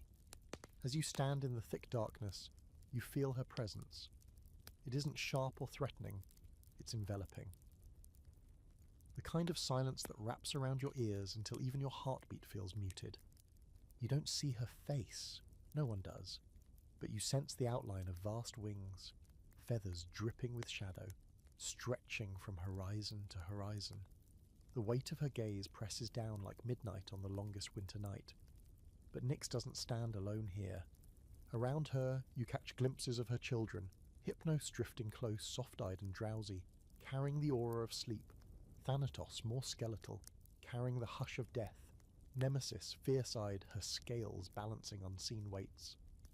These beings are less gods you pray to and more inevitabilities you endure. They don't demand shrines so much as acknowledgement. Their work shapes mortal lives whether you notice them or not. Oddly, some myths describe Hypnos as living near the entrance to Hades, in a cave filled with poppies, where no light or sound ever entered. His twin Thanatos was gentler than most expect, more guide than executioner. Greeks didn't see death as malicious, just unavoidable, and Thanatos embodied that quiet hand on the shoulder that says, "Time to go." Scholars argue about how much these figures were real to worshippers versus poetic personifications. Were people picturing literal beings, or just using myth to describe universal forces? The ambiguity lingers, just like shadows themselves. You move carefully, sensing that this is not a place for noise or questions. The primordial presences don't notice you, or if they do, they simply don't care.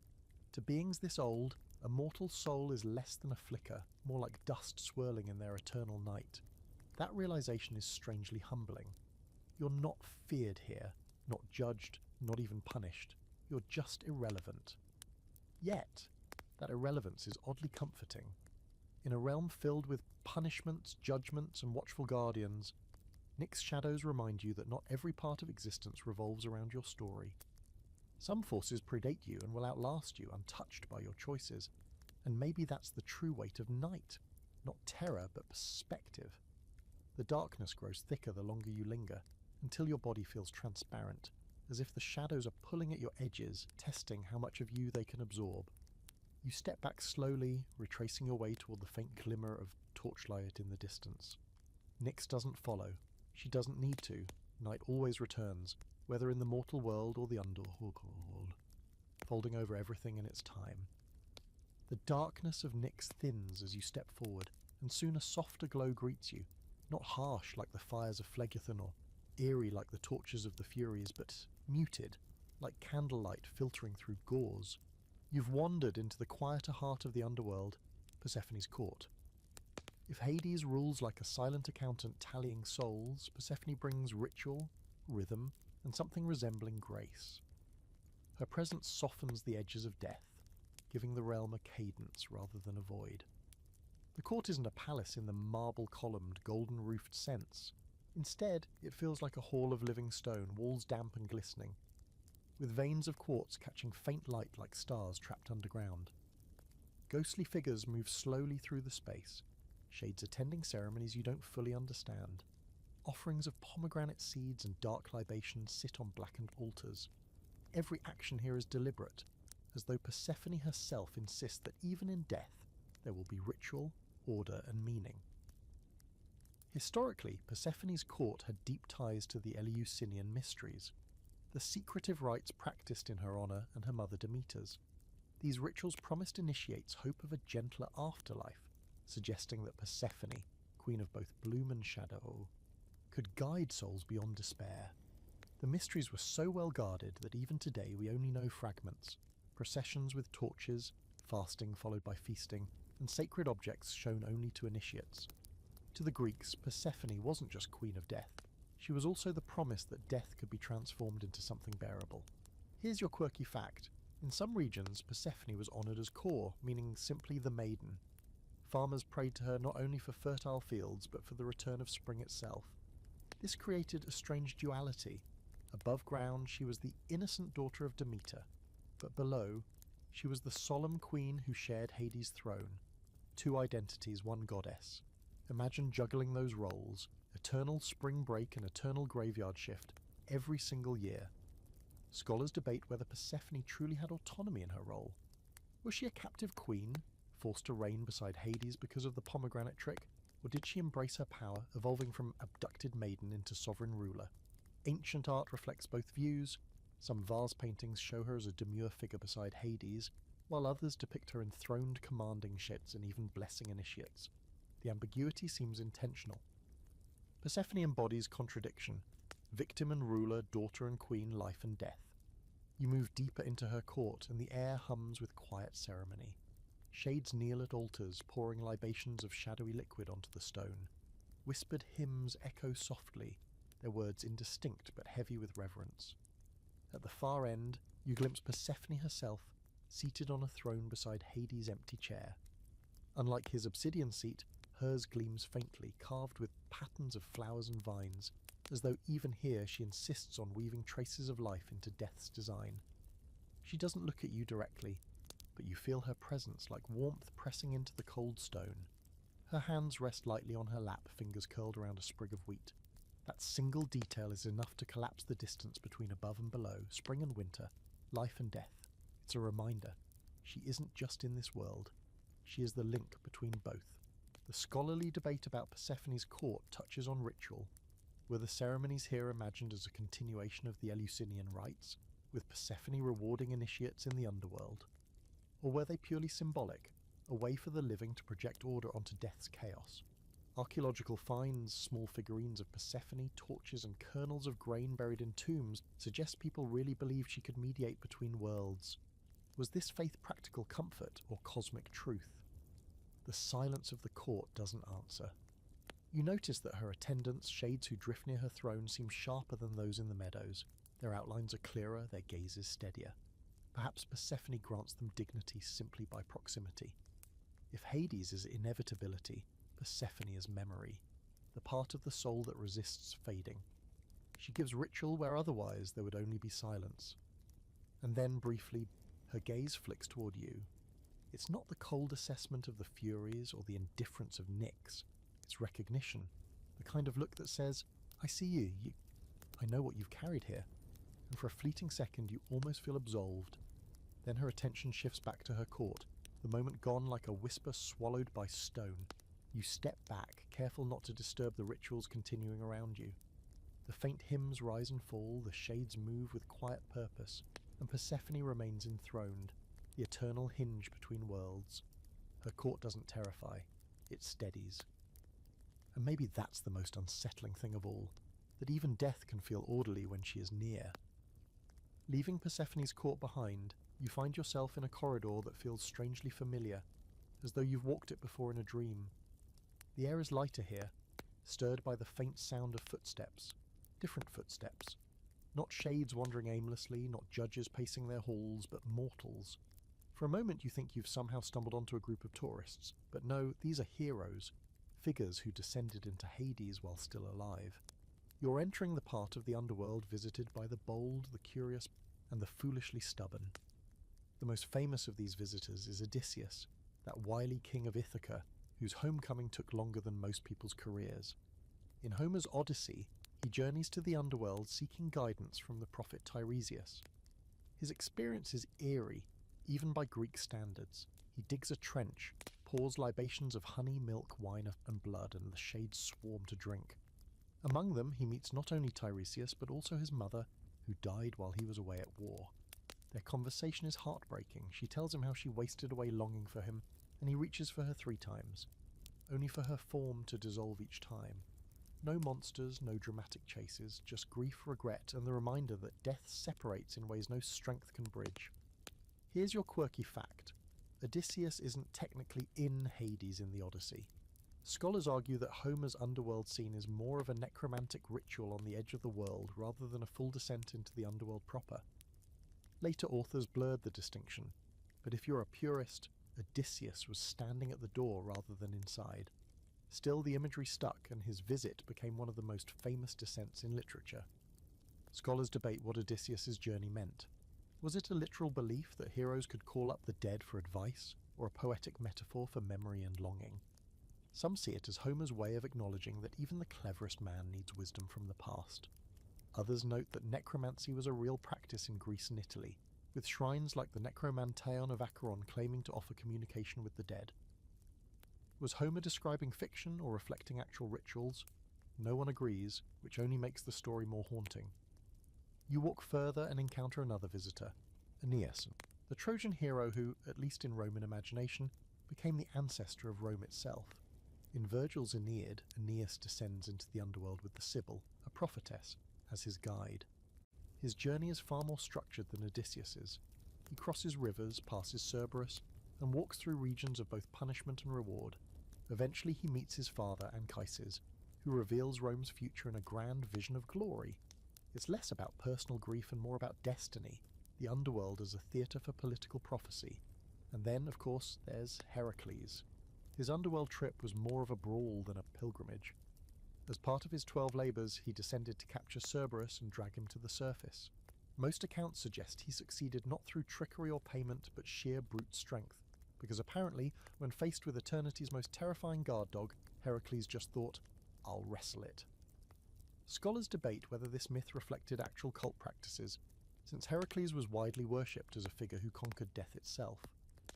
Did people believe he literally beat up the underworld? Or was it symbolic of heroic defiance? Again, myth doesn't offer a neat answer. You realise how strange this place is. It's not reserved for the dead, it's a kind of crossroads where mortals on special missions step briefly into eternity. Heroes come not to stay, but to visit, to learn, to prove themselves. The underworld becomes less a final resting place and more a stage for human stories to collide with cosmic ones. You pause by a faintly glowing trench, Odysseus's maybe, and watch shades rise, their mouths opening to drink. You almost expect Tiresias to appear, eyes clouded, words sharp, but then the vision fades, leaving only shadows. That's the thing about these heroic visits. They leave echoes, but the living never linger long, and yet the debate lingers too. Were these myths just entertainment, or did they reflect genuine hope that the living could touch the dead? Mystery cults often promised communion with the afterlife, and necromantic rituals certainly existed. Maybe Odysseus, Aeneas, and Heracles weren't just stories. Maybe they were echoes of real practices, dramatized into legend. You continue walking, hearing footsteps that aren't yours, echoes of mortals who dared to tread where you now stand. Their visits were brief, their purposes different, but all shared the same truth. Even the greatest of heroes couldn't stay. The underworld doesn't make exceptions. You can visit, you can glimpse, you can fight, but in the end, it's not your realm. Not yet. The echo of heroic footsteps fades, and the quiet hum of the underworld wraps back around you. But this time, the silence doesn't last. Somewhere in the distance, a faint strain of music drifts through the air. Soft, mournful, achingly human. You follow it instinctively, drawn toward its fragile beauty, until you see him. Orpheus, the poet-musician whose songs could charm rocks, rivers, and even the heart of Hades himself.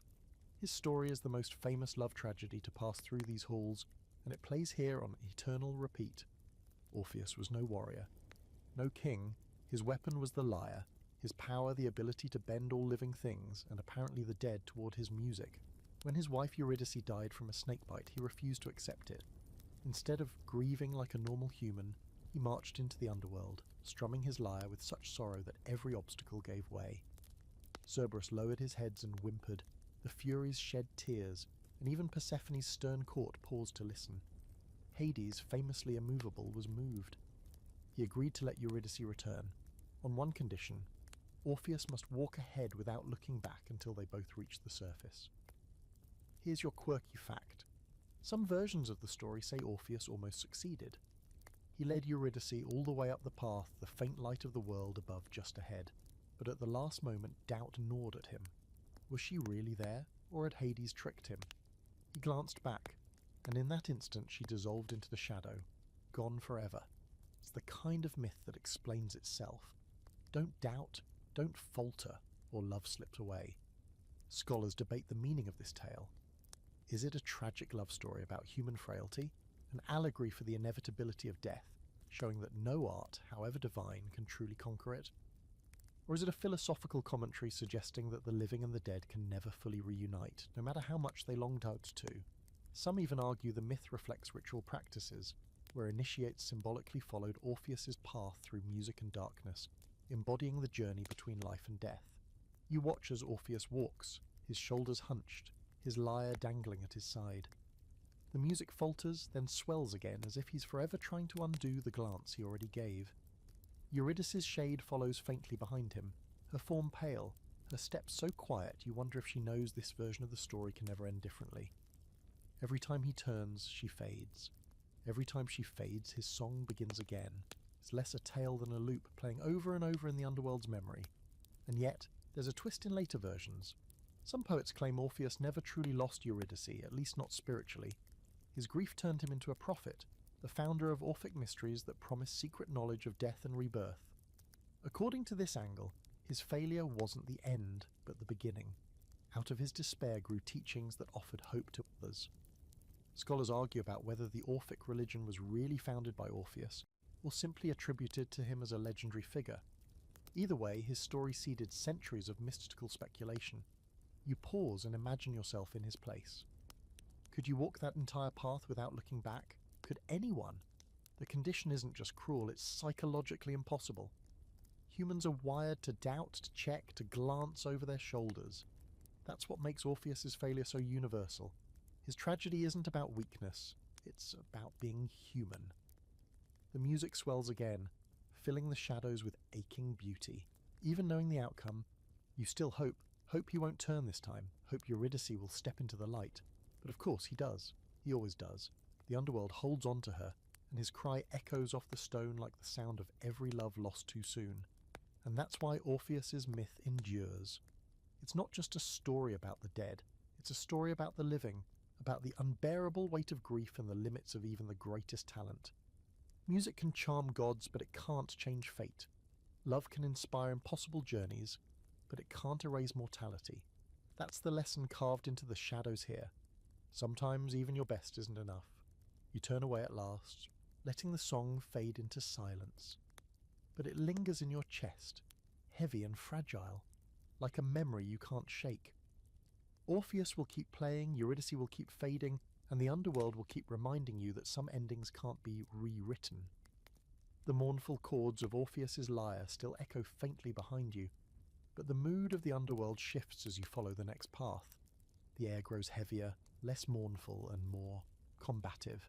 Somewhere ahead, the silence is broken by the sound of a grunt, the slam of bodies colliding, the growl of something very large and very annoyed.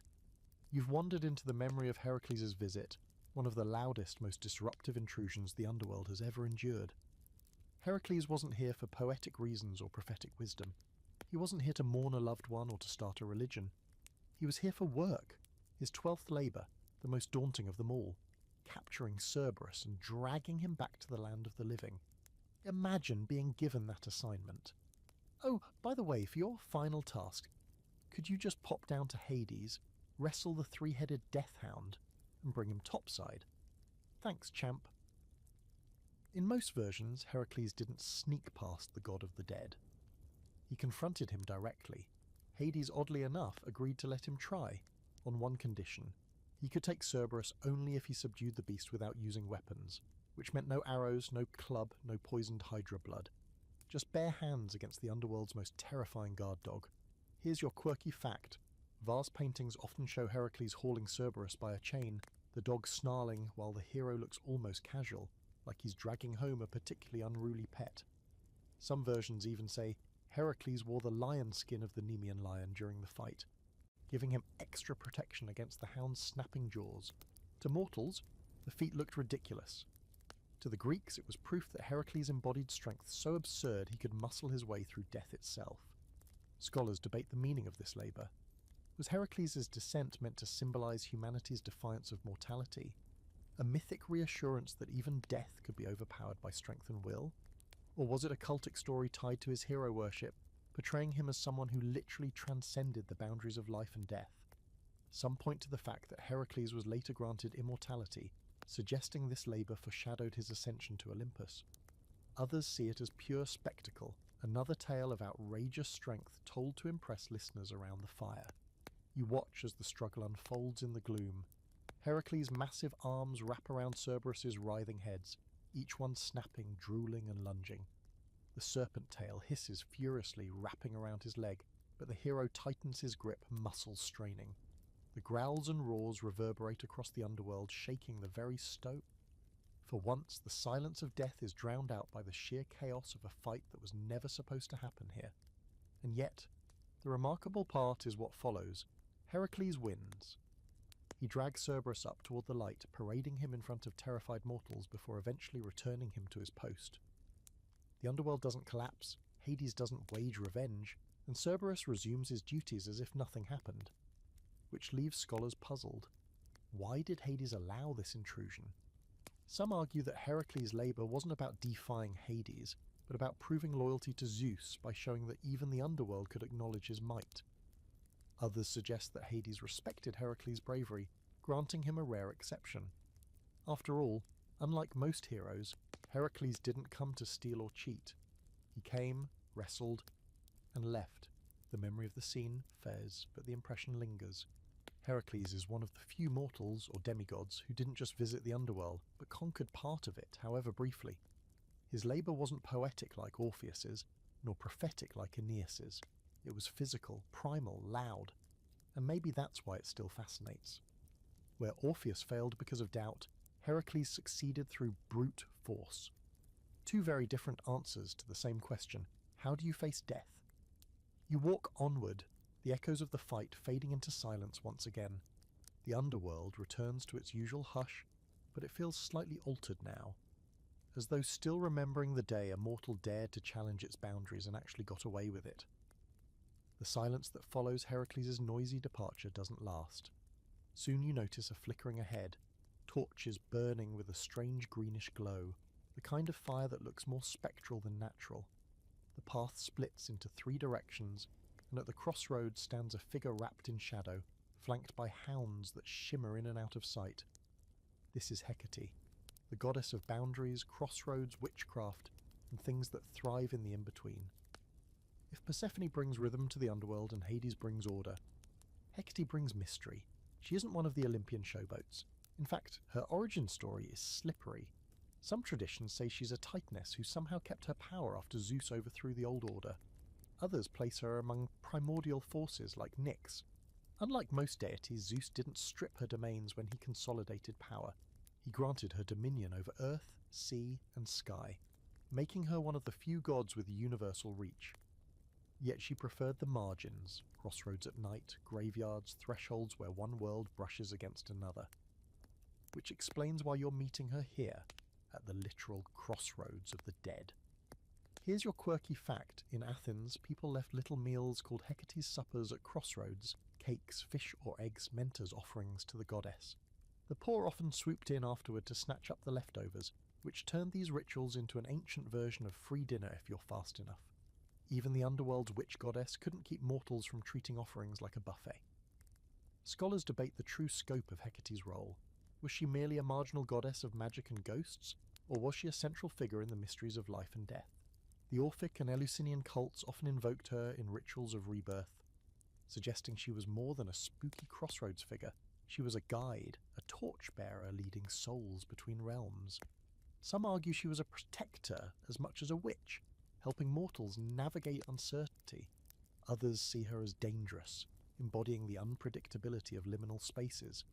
Like the crossroads themselves, she resists one clear interpretation.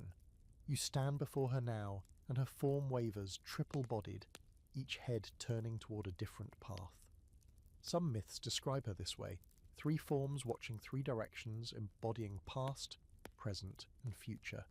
The hounds at her side growl softly, though you're not sure if the sound is in your ears or in your chest.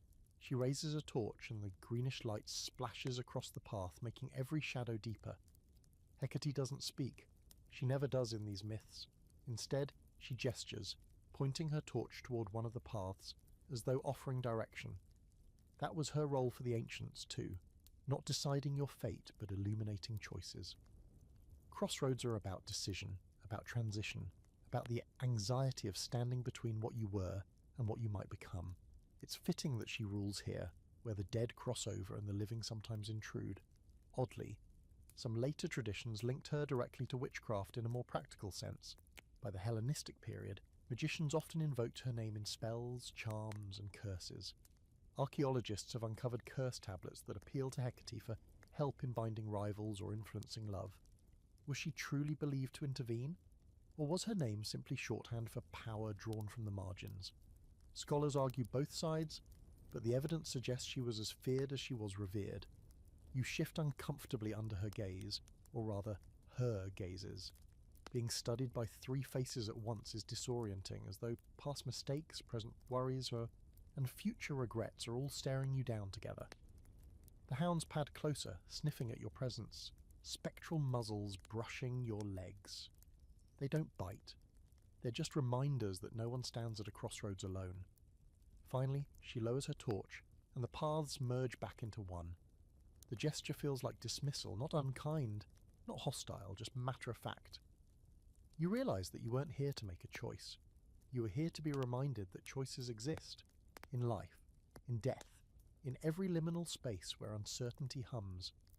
Hecate doesn't solve your problems, she just lights the road enough for you to keep walking.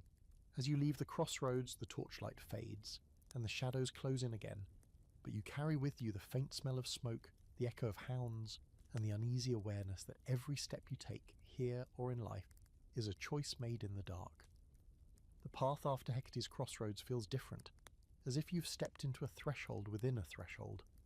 The air is lighter, dreamlike, filled with a faint hum, as though you're walking through the residue of sleeping minds. You realise you've stumbled into the domain of dreams, the strange borderland where the dead whisper to the living and the living sometimes glimpse the dead. The Greeks believed the underworld contained the gates of horn and ivory, through which dreams slipped into the world above. And like everything here, not all gates are created equal. The Gate of Horn was said to release true dreams, visions that carried real meaning or prophecy. The Gate of Ivory, on the other hand, let through false dreams, illusions that misled or confused. The metaphor practically writes itself. Horn is transparent and strong, ivory is opaque and deceptive, which means that even in death the Greeks imagined a sorting system for visions, because heaven forbid you accept a dream without quality control. Historically but done, Homer gives us the most famous reference in the Odyssey, where Penelope, worried about Odysseus's return, wonders whether her hopeful dream came from the Gate of Horn or the Gate of Ivory. The implication is that dreams were never just random nonsense. They had addresses, origins, even gatekeepers. It's a reminder that the Greeks blurred the line between divine message and brain static, treating both as meaningful but not equally trustworthy. Here's your quirky fact.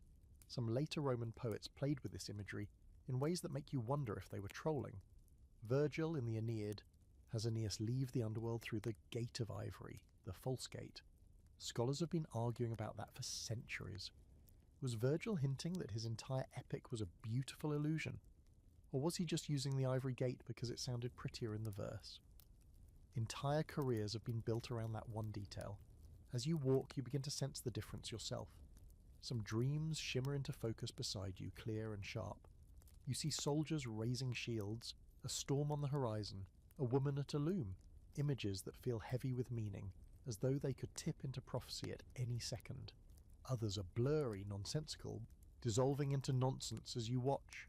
A man with wings for arms chases a fish made of gold, only for both to melt into smoke. A child speaks in riddles, then vanishes into laughter. The underworld apparently has no shortage of surreal performance art. Scholars debate whether the Greeks actually believed dreams came from Hades. Some sources link dreams to Nyx and Hypnos, who lived near the underworld but not quite within it. Others insist the gates of horn and ivory were purely poetic inventions. Were they cosmological beliefs, or just metaphors for truth and falsehood? The line is blurry, much like the dreams themselves. What's clear is that dreams mattered enough to warrant diviners, interpreters, and entire manuals dedicated to decoding their messages. You pause by the shimmering outline of the gates themselves. Two arches stand side by side, one gleaming translucent like polished horn, the other gleaming pale and smooth like ivory.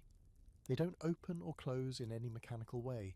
They ripple, breathing softly like lungs exhaling visions into the mortal world. Shades drift toward them, dissolving as they pass through, their whispers carried upward into sleeping minds.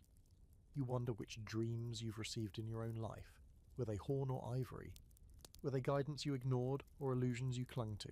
The unsettling thought is that you never really know. You only realise the gate's origin in hindsight, when the dream proves true or proves hollow. That uncertainty is the essence of dreams, equal parts gift and trick. One of the gates ripples more strongly as you linger, and a dream brushes against you. It's fleeting but vivid, a familiar face smiling at you across a table, speaking words you can't quite hear. The warmth of it floods you with longing, then vanishes as quickly as it came.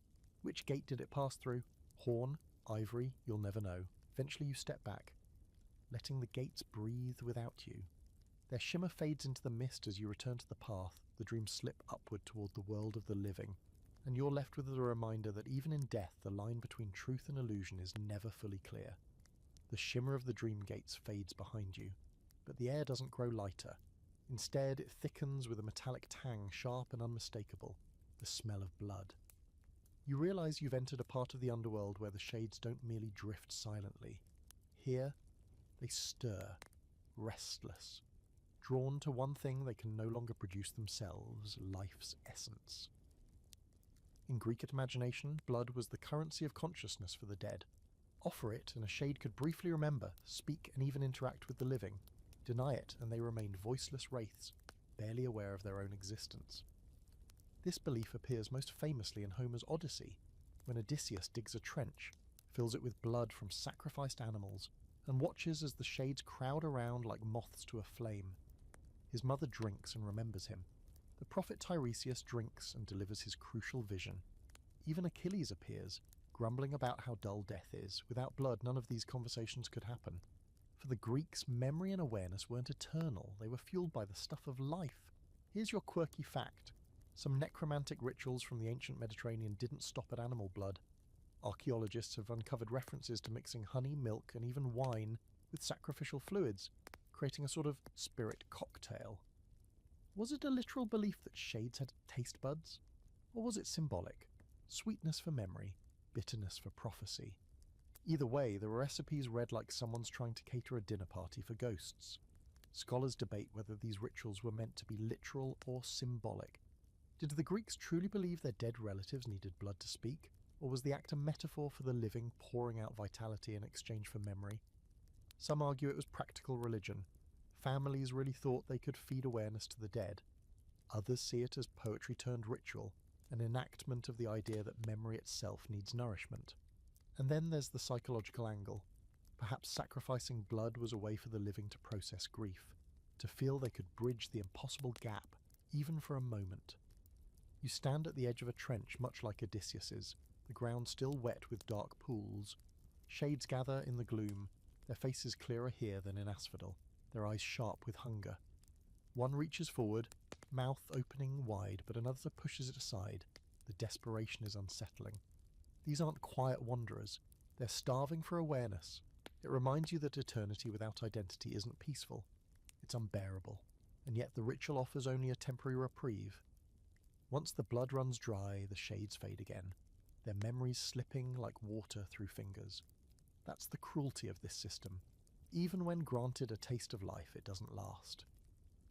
Imagine remembering who you are for a few minutes only to feel it dissolve again, helpless to stop it. It's less a gift and more a tease. Some Orphic traditions promise their initiates escape from this cycle. Gold tablets buried with the dead sometimes included instructions. Do not drink from Lethe, drink instead from the pool of memory. The idea was that certain souls could bypass forgetfulness altogether, clinging to awareness without needing blood sacrifices. Was this a real hope, a belief in spiritual evolution, or just wishful thinking written in poetic riddles?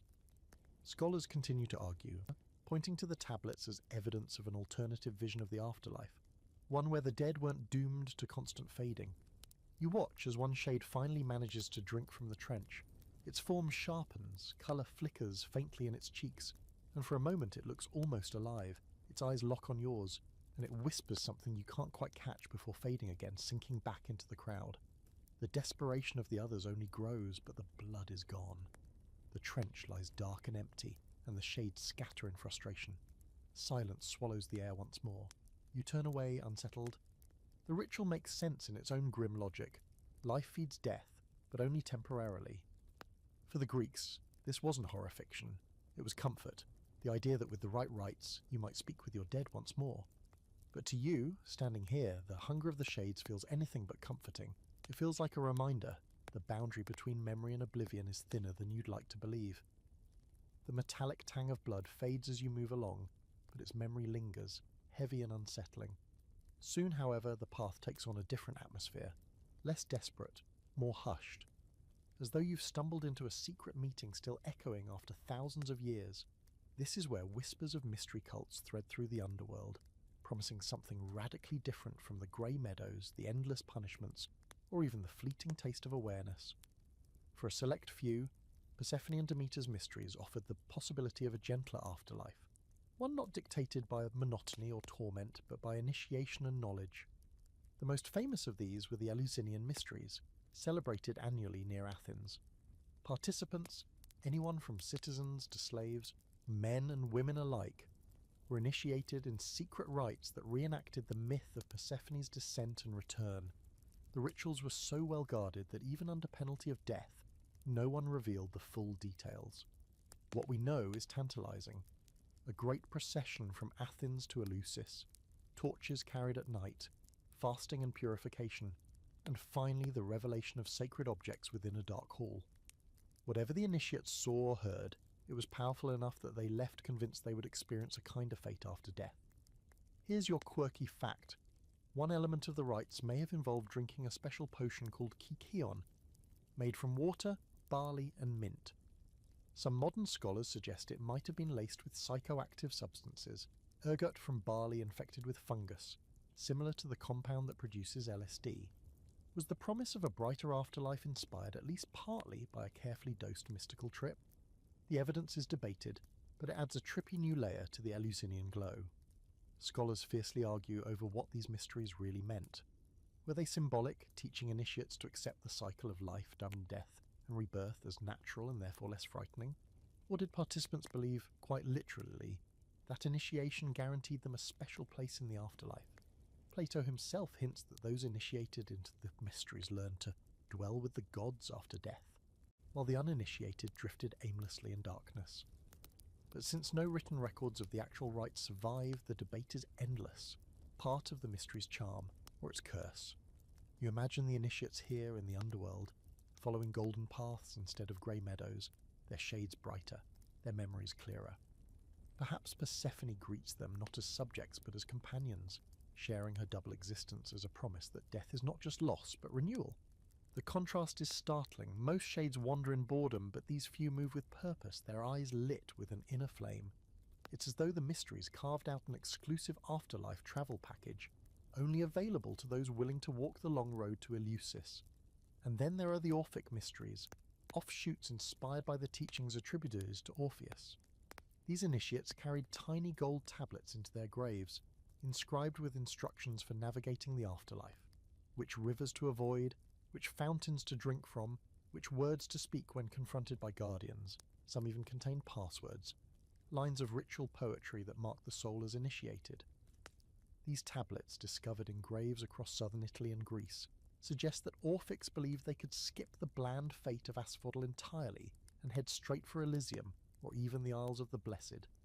The scholarly debate surrounding these tablets is deliciously messy. Were they sincere belief systems, or just symbolic comforts placed with the dead by grieving families?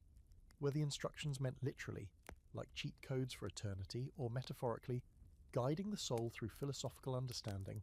Either way, the tablets reveal a deep anxiety, that without preparation, eternity was a blur. With them, you might navigate the maze of death more gracefully. You walk through this hushed section of Hades and feel the difference. The atmosphere isn't oppressive or hungry. It's charged with quiet hope, as if secrets whispered thousands of years ago still hum in the stone. You picture the torchlit processions, the chanting, the barley drink passed from hand to hand. You imagine the initiates believing, truly believing, that their journey through Hades would end differently than the countless shades drifting in monotony, whether or not they were right. The hope itself mattered. It gave meaning to rituals, to life, to death. And standing here in the underworld itself, you realize that belief is its own form of magic, the kind that reshapes eternity, at least in the imagination of those who carry it. The air around you shifts again, losing the hushed expectancy of the mystery cults and taking on a sharper edge. It feels almost like stepping into a debate hall, if debate halls came with shadows that lean closer and whispers that never end. This part of the underworld isn't populated by shades or gods so much as by ideas, echoes of philosophers who never agreed on what any of this actually means. The Greeks, brilliant as they were at storytelling, were equally brilliant at arguing about it. And the afterlife? Oh, it was their favourite battlefield. Plato, of course, strides in first, draped in robes of theory. In his dialogues, he paints the afterlife as a place of judgment and sorting, where souls receive punishments or rewards before eventually being reborn. The myth of Era describes a soldier who dies, visits the underworld, and returns to tell of souls choosing their next lives like shoppers at a cosmic market. The message is clear. Philosophy prepares you for death by training the soul to choose wisely.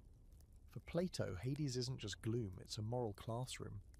Here's your quirky fact. Plato himself admitted he wasn't sure if these myths were literally true, but he used them anyway as teaching tools. Imagine assigning homework with a disclaimer, "This might be made up, but the point still stands." Classic Plato. On the other end of the spectrum is Epicurus, who basically rolled his eyes at all of this. For him, death was nothing, literally nothing. When we are, death is not. When death is, we are not. His philosophy was a giant shrug toward Hades. Why fear punishment or boredom when your consciousness simply ceases? Followers of Epicurus often claimed freedom from fear of the underworld as their greatest comfort. Of course, critics accused them of being hedonists, but to them, living without terror of eternity was the truest pleasure. Then you've got the Stoics, straddling a middle path. They acknowledged the existence of divine order, but argued that worrying about the afterlife was pointless. Focus on virtue in the here and now, they said, because eternity, whatever it is, will take care of itself. Imagine being so calm that even the prospect of endless shadow fields doesn't rattle you. And then there's Pythagoras and his crew who really spiced things up with reincarnation. To them, the soul was immortal, cycling through bodies again and again, each life a chance to learn and purify. Some Pythagoreans even avoided eating beans, believing souls could transmigrate into them. Yes, beans. Imagine skipping hummus because you're worried you might be chewing on Uncle Leonidas. Scholars today debate how much ordinary Greeks absorbed these competing visions. Did farmers in Attica really lie awake at night pondering Platonic rebirth cycles? Or did they stick with the simpler stories of Asphodel, Elysium and Tartarus? Archaeological evidence suggests both. Funerary inscriptions sometimes quote philosophers, while others cling stubbornly to older mythic images. It seems Greek society, like ours, contained every spectrum, from hardcore skeptics to mystical believers to pragmatic, "I'll find out when I get there" types. You imagine this part of Hades as a kind of eternal symposium. Plato lecturing about the immortality of the soul, Epicurus sipping watered wine and chuckling "none of this matters," Stoics nodding solemnly, insisting virtue is its own reward. Pythagoreans in the corner, debating whether a chicken might secretly house the soul of a hero. It's both absurd and profound, equal parts TED Talk and tavern brawl. The tension here is fascinating. The myths provided images, rituals and stories, while philosophy provided frameworks to argue whether those images were true. And in a way, both mattered equally. For some, Hades was literal geography, with rivers and dogs and gates. For others, it was a metaphor for human psychology or cosmic justice. The Greeks never fully settled the question, and maybe they didn't want to. The uncertainty kept the conversation alive. As you step through this hall of echoes, you realize something. The debates themselves are the afterlife of ideas. Plato, Epicurus, Pythagoras, they've been dead for centuries, yet their arguments still murmur here, still shaping how people imagine death. The underworld isn't just populated by shades and gods, it's also haunted by theories, each refusing to fade. The echoes of philosophical debates trail off behind you, their voices fading into the hum of eternity. The path ahead feels strangely open, as though the underworld itself is letting you out slowly, nudging you toward reflection rather than spectacle. You've seen kings, queens, monsters, rivers, punishments, mysteries and philosophies. Now you stand in the part of Hades that isn't about myths themselves, but about their legacy. The echoes that shaped how later cultures imagined heaven, hell, and everything in between. The Greek underworld didn't vanish when belief in the Olympians waned. Instead, it lingered, its imagery resealed, reshaped, repurposed. The Romans adopted Hades wholesale, renaming him Pluto and giving Tartarus a starring role in their poetry.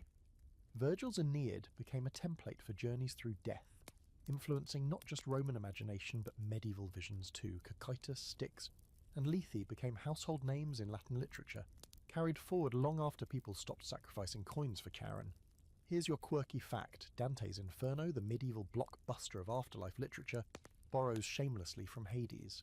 Dante's circles of hell echo Tartarus's layered punishments. His frozen Cocytus at the pit's centre twists the Greek river of lament into a lake of ice for traitors. Even Virgil himself shows up in Dante's poem as a guide. Imagine being recruited centuries after your death to play tour guide through someone else's afterlife fan fiction. Scholars debate how much of our modern heaven and hell dichotomy owes itself to Hades. Christianity absorbed ideas from Jewish apocalyptic thought, Persian dualism and Greco-Roman traditions. But the imagery of rivers, judges, and punishments lined up neatly with what the Greeks had already sketched out. Did Hades directly evolve into hell, or was it just one influence among many? The jury's still out. Yet the similarities are hard to ignore. Even today, when people picture the underworld, they unconsciously sketch Greek shadows into their mental map. You think back on the sections you've walked through, the Asphodel Meadows, eerily similar to ideas of purgatory or limbo, Elysium and the Isles of the Blessed, precursors to paradise, Tartarus, a prison for the wicked, it looks suspiciously like hellfire, chins and repentant demons.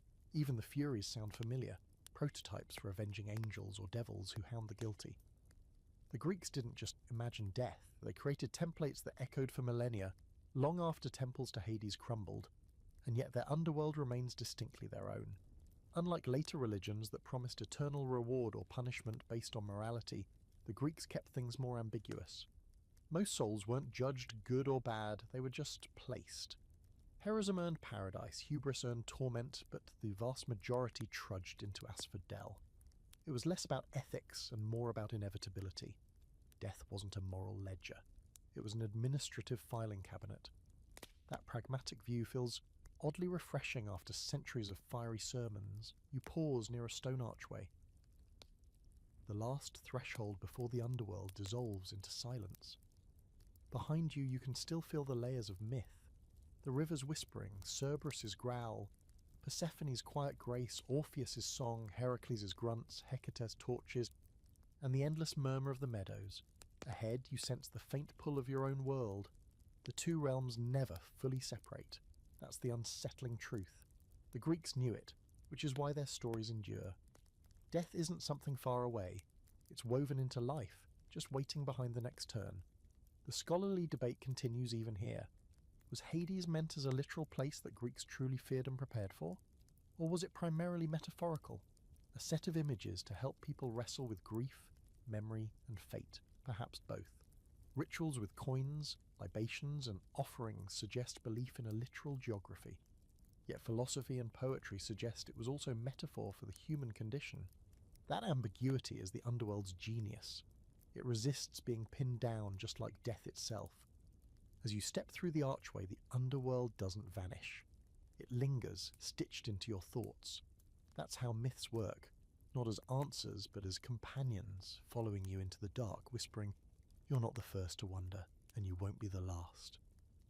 The Greeks may have been wrong about rivers of fire and three-headed dogs, or maybe they were right in ways we can't measure. Either way, they left us maps, strange, crooked maps, that still shape how we imagine the unimaginable. So here we are, back from our long, slow journey through the Greek underworld. You've crossed rivers, stared into pits, dodged whip-wielding furies, sat through philosophical debates that could last forever, and even caught a glimpse of paradise shining faintly on the horizon. And you survived, something most mortals in myth can't say. Not bad for a bedtime field trip. As the echoes fade, you realise the underworld wasn't just about death. It was about how the living tried to make sense of it. Myths gave form to fears, rituals gave comfort to families, and philosophy gave arguments to restless minds. Whether it was Sisyphus's endless boulder, Persephone's pomegranate, or Charon's one-way ferry ride, each story offered a way to point at the unknown and say, "We don't understand this, but here's how it might work." That's really all myths ever are, blueprints for the dark. And though the Greeks lived thousands of years ago, their underworld feels strangely familiar. We still tell stories about what comes after. We still imagine punishments and rewards, gates and guardians, trials and mercies. We still debate whether it's literal, metaphorical, or nothing at all.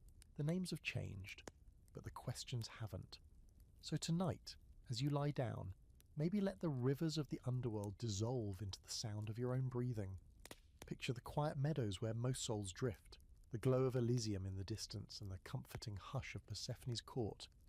Think of it not as something frightening, but as an old story passed from firelight to page to whisper, all the way into your headphones. And with that, close your eyes. The journey's over. The myths are still here, watching, waiting. Sweet dreams.